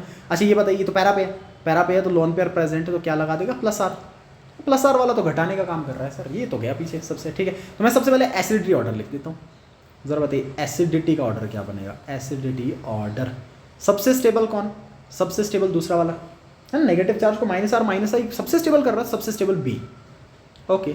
अच्छा उसके बाद इसके बाद वाला कौन स्टेबल है, इस पर तो कोई इफेक्ट नहीं लग रहा है, यहाँ -I लगा रहा है, ठीक है, यहाँ पे भी -I लग रहा है, अब दोनों में कंपेयर करना पड़ेगा, ऑक्सीजन का -I ज़्यादा खतरनाक है एज कम्पेयर टू नाइट्रोजन, तो ये वाला ज़्यादा होगा, फिर कौन सा लिखूंगा मैं, C, उसके बाद D, उसके बाद A, ये सबसे लास्ट पे, क्योंकि तो डिस्टेबलाइज कर रहा है, +R वाला तो डिस्टेबलाइज करेगा, ठीक है, ये तो डिस्टेबलाइज कर देगा, ये डिस्टेबलाइज कर देगा, ठीक है। उसके बाद A और उसके बाद E, D के बाद A और इसके बाद E लिख दिया मैंने। अच्छा अगर एसिडिटी का ऑर्डर ये आया तो pKa का ऑर्डर क्या आएगा, इसका उल्टा, ठीक है, तो कितना आ जाएगा, EADCB, ये आएगा ना, EADCB, ठीक है। कहीं ऑप्शन नहीं है क्या ऐसा, correct increasing order of pKa, सबसे ज़्यादा तो E आएगा, है क्या गड़बड़ तुम क्या, हमने दोबारा देखिए, इसको मैं चेंज कर देता हूँ, ये देख लीजिएगा, ठीक है। -I लगा रहा है, ये -I लगा रहा है, लेकिन मसला ये कि जो NO2 ग्रुप है, NO2 ग्रुप सिर्फ क्या लगा रहा है, माइनस आई लगा रहा है, लेकिन साथ में जो CH3 लगाए तो प्लस आई लगाने का काम करेगा, ये तो असिस्ट करेगा ऑक्सीजन को, ठीक है। तो कुल मिला के इसका स्ट्रॉन्ग होगा, तो कौन सा आ जाएगा सबसे पहले बी के बाद आ जाएगा, बी के बाद डी आ गया, ठीक है ना। बी के बाद कौन सा आएगा, डी के बाद एसिडिटी में कौन सा आ रहा है, बी आ गया, फिर डी आ गया, फिर आएगा सी के बाद में ए, और ए के बाद में आ जाएगा ई, ठीक है। हाँ, फिर इसका उल्टा ऑर्डर बना लेंगे, फिर ये बनेगा, फिर इसका उल्टा ऑर्डर बनेगा, या एक ही ऑप्शन से भी हो जाता है ये बी वाला। लाइक ऑप्शंस पे पहुंचना तो फिर तो अलग बात है कि बी वाले को देख लेते तो बी वाला सबसे कम हो जाता, बी वाले में ही सबसे कम हो जाएगा उसी सबसे, क्योंकि एसिडिटी इसका सबसे ज़्यादा होगा, ठीक है ना, उस तरीके से। अच्छा जी, इसका IUPAC नेम बताना है आपको, सिर्फ साइड ग्रुप ही तो है, कार्बन चेन ही है, हल्का सा है। बताओ कहाँ से नंबर स्टार्ट करूँ मैं, इधर से आऊँगा 2 पे, इधर से आऊँगा 3 पे, 2 से स्टार्ट करना पड़ेगा, यहाँ से लोवेस्ट लो कंट्रोल 1 2 3 4 5 6 7 8, ठीक है। 2 पे मिथाइल, 5 पे मिथाइल, 6 पे मिथाइल, सो 2 5 6 ट्राई मिथाइल, और उसके बाद ऑक्टेन। ये तो बहुत हल्का है यार, बहुत इजी सा सवाल है। सोचिए जी 2025 का सवाल है, क्या सवाल है, ये तो बोनस है बच्चे के लिए, चलिए कर लीजिए आराम से, ठीक है। अच्छा, इनमें से कौन से जो एरोमेटिक है बताइए, इनमें से कौन से वाले हैं जो एरोमेटिक है, आपको ये देखना है। जरा बताइए पहले वाला एरोमेटिक है क्या, पहले वाला एरोमेटिक है क्या, क्या लग रहा है, पहले वाला एरोमेटिक होगा या नहीं होगा, नहीं होगा, क्या होगा, ये दिख रहे हैं आप, यहाँ पे कंजुगेशन टच ही नहीं है, आपको पता है sp3 हुआ तो कंजुगेशन ब्लॉक हो गया, ये sp3 है, ये कभी भी एरोमेटिक नहीं होगा, गया, चाहे हक्कल को फॉलो करे ना करे, फिर sp3 आ गया तो एरोमेटिक नहीं है। ये देखो 6 पाई कंजुगेशन में यही है, तो कंजुगेशन के बाहर है, चाहे इसके साथ कंजुगेट ही क्यों ना करे, लेकिन 6 पाई तो ऑलरेडी है, ठीक है, तो ये एरोमेटिक होगा, कैसा होगा, एरोमेटिक होगा, ठीक है। ये बताइएगा, ये आपको पता बहुत फेमस एग्जांपल था, मैंने क्लास में भी बताया, ये ऐसा कंपाउंड है जो हक्कल को तो फॉलो करता है, लेकिन इसके अंदर जो ये हाइड्रोजन्स होते हैं, ध्यान में होगा आपको, ये ट्रांस एनुलर हाइड्रोजन जो हैं, ये बीच में जो बैठे हुए हाइड्रोजन हैं, ये इतने स्ट्रेन में एक दूसरे को रिपेल करते हैं, और रिपेल की वजह से इसका प्लैनरिटी खत्म हो जाता है, ठीक है। ये जो इनको पढ़ते हैं trans annular hydrogens, trans annular या रिंग में जो प्रेजेंट है हाइड्रोजन्स, इनमें रिपल्शन होगा, और इनके रिपल्शन की वजह से इसका स्टेबिलिटी खत्म हो जाता है, कुल मिला के प्लैनिटी खत्म हो जाता है, और ये कैसा आ जाता है, नॉन प्लैनर हो जाता है, नॉन प्लैनर। नॉन प्लैनर का मतलब नॉन एरोमेटिक, ठीक है, तो ये भी कट गया। अच्छा, ये देख लेते हैं। अच्छा, इस मॉलिक्यूल में देखेंगे हम, पाई गिन लीजिए, काम हो जाएगा, 2 पाई 2 3 4 5 6 7, कुल मिला के 14 पाई। बताइए 14 पाई कैसा नंबर है, हक्कल नंबर है, 4n+2 लगा के देखेंगे तो हक्कल नंबर आ जाएगा, 4n+2 पाई देखेंगे तो हक्कल नंबर आ जाएगा, इसका मतलब ये भी कैसा है, एरोमेटिक ही। हाँ, जब बड़े बड़े रिंग हो ना, इनमें एक और चीज़ बता देता हूँ, मुझे बड़े बड़े रिंग हो तो इनमें क्रैक्स रूल भी लगता है। क्रैक्स ये बोलता है कि मान लीजिए बहुत सारे पाई बॉन्ड है, आप गिनना चाह रहे हो, फिर उसके बाद पाई इलेक्ट्रॉन निकालना चाह रहे हो सकता है बच्चे को हक्कल नंबर भूल जाए, फिर आप सिंपली क्या करेंगे, क्रैक्स रूल लगा लेते हैं, क्रैक्स रूल, ठीक है। अच्छा, क्रैक ये बोलता है कि n-1 अगर इवन आया तो एरोमेटिक है, ऑड आया तो नहीं है एरोमेटिक। n-1 का मतलब जितने पाई बॉन्ड है उसमें से -1 को, और अगर इवन नंबर आ गया तो एरोमेटिक होगा। देखो कितने पाई बॉन्ड थे, 7 में से 1 माइनस कर दो, कितना आएगा, 6 एक इवन नंबर होगा तो एरोमेटिक होगा। ये भी एक देखने का तरीका होता है, आप हक्कल से भी काम चला सकते हैं, उसमें कोई दिक्कत नहीं है। कौन सा आएगा, बी और डी, सो बी और डी ही एरोमेटिक होंगे, ठीक है। कौन सा आएगा, बी और डी, बस 1 2 ही बचेंगे, ज़्यादा नहीं है। हाँ, ये बढ़िया, ये बताओ IUPAC नेम कौन से करेक्ट है, कौन से इनकरेक्ट है, ठीक है। बताइए पहले वाले में सिर्फ साइड ग्रुप लगे हुए हैं, कोई प्रायोरिटी वाला नहीं है, मतलब मेरे को सिर्फ किस पे नज़र मारनी है, लोकेंट नंबर पे, और लोकेंट अगर दोनों तरफ से सही हो जाए तो अल्फाबेटिक पे, बस यही 2 डिसाइड करेंगे, ठीक है। बताओ यहाँ से स्टार्ट करूँगा 1 2 3 4, यहाँ से आऊँगा तो दूर हो जाएगा, ठीक, यहाँ से भी आऊँगा दूर हो जाएगा, Cl से स्टार्ट करूँगा 1 2 3 4, 1 पे क्लोरो, 2 और 4 पे डाइनाइट्रो, और फिर बेंजीन। 1 पे क्लोरो, 2 और 4 पे डाइनाइट्रो बेंजीन, ये गलत है, इसने 4 पे क्लोरो लिखा हुआ है, 4 पे क्लोरो का मतलब इसने नंबर यहाँ से स्टार्ट किया होगा। अच्छा, अगर नंबर यहाँ से स्टार्ट किया होगा तो 1 2 3 4, लोकेंट नंबर आया होगा 1 3 4, और यहाँ से करूँगा तो 1 2 4 आएगा, 1 2 4 छोटा नंबर है, तो ये गलत है, नोमेनक्लेचर गलत लिखा हुआ है, ठीक है। दूसरा, इस वाले में देखते हैं, ये 1 2 3 4, ठीक, यहाँ से आऊँगा तो 1 2 3 4, 1 3 4 आएगा, यहाँ से 1 2 4 आएगा, तो मतलब चलना तो मेरे को यहीं से पड़ेगा 1 2 3 4, फिर क्या आ जाएगा, सर फिर आएगा 2 पे मिथाइल है, 4 पे इथाइल है, इथाइल पहले आएगा, 4 पे इथाइल 2 पे मिथाइल, और बेंजीन के ऊपर जब NH2 लगाओ तो इसको एनालीन पढ़ते हैं, तो ये आ जाएगा 4 इथाइल 2 मिथाइल एनालीन, ये सही दे रखा है, ठीक है। लेकिन जो ऊपर वाला है गलत है, statement 1 is incorrect, statement 2 is correct, ठीक है जी, ऑप्शन डी, ओके। हाँ, ये भी पढ़ रखा आपने। बताइए इनका ऑर्डर बताना है टुवर्ड्स इलेक्ट्रोफिलिक सब्स्टिट्यूशन, जहाँ बेंजीन में सब्स्टिट्यूटेड बेंजीन में इलेक्ट्रोफिलिक सब्स्टिट्यूशन पढ़ा था हमने, वहीं पर था ये। अच्छा, इलेक्ट्रोफिलिक सब्स्टिट्यूशन का मतलब ये होगा कि आने वाला इलेक्ट्रोफाइल है, अच्छा, अगर आने वाला इलेक्ट्रोफाइल है तो वो हमेशा चाहेगा कि मैं इलेक्ट्रॉन रिच साइट पे अटैक करूँ, और इलेक्ट्रॉन रिच साइट अटैक करने का मतलब है कि बेंजीन के साथ में अगर ऐसे ग्रुप लगे हैं जो डेंसिटी डोनेट करने का काम करते हैं तो वो रिंग को एक्टिवेट करने का काम करेंगे और रेट को बढ़ा देते हैं। ठीक है, तो अब मुझे बताइए मिथाइल वाला लगा हुआ है, मिथाइल क्या करेगा, ये इलेक्ट्रॉन रिलीज करता है, मतलब +I+H लगा सकता है। ठीक है, +I+H इंक्रीज करवाएगा।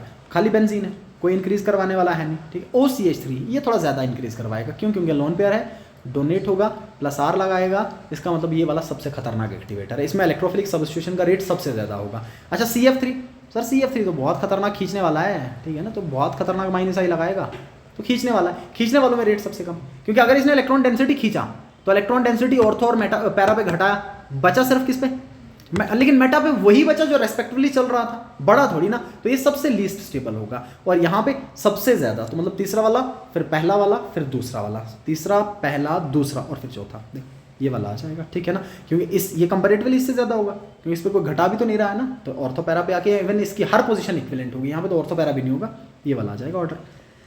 अच्छा, the incorrect statement regarding geometrical isomers of 2-ब्यूटीन, कहता बताइए 2-ब्यूटीन जो ज्योमेट्रिकल आइसोमर्स हैं, मतलब एक सिस फॉर्म जो हमने अभी देखा और एक ट्रांस फॉर्म, इनके बारे में कौन सी इंफॉर्मेशन इनकरेक्ट है। कहता cis butene and trans butenes are not interconvertible at room temperature, this is correct. Interconvert होने वाले सिर्फ कन्फर्मेशनल आइसोमर्स होते हैं, GI नहीं होते हैं, इनमें तो कील लग गई, अब तो ये इंटर कन्वर्ट हो ही नहीं सकते हैं। ठीक है ना, तो ये इन्फॉर्मेशन करेक्ट है। अच्छा, आपने को इनकरेक्ट पे टिक करना है, तो ये करेक्ट इन्फॉर्मेशन है। ठीक है ना, ये इंटर कन्वर्टेबल नहीं होते, इंटर कन्वर्टेबल होते तो क्या होते हैं,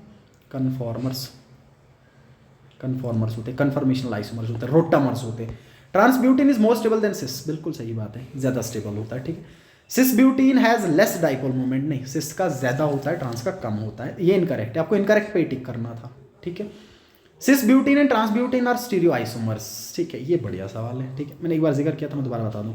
अब देखिए, स्टीरियो आइसोमर्स में आपके दो तरह के आते हैं, एक GI और एक OI।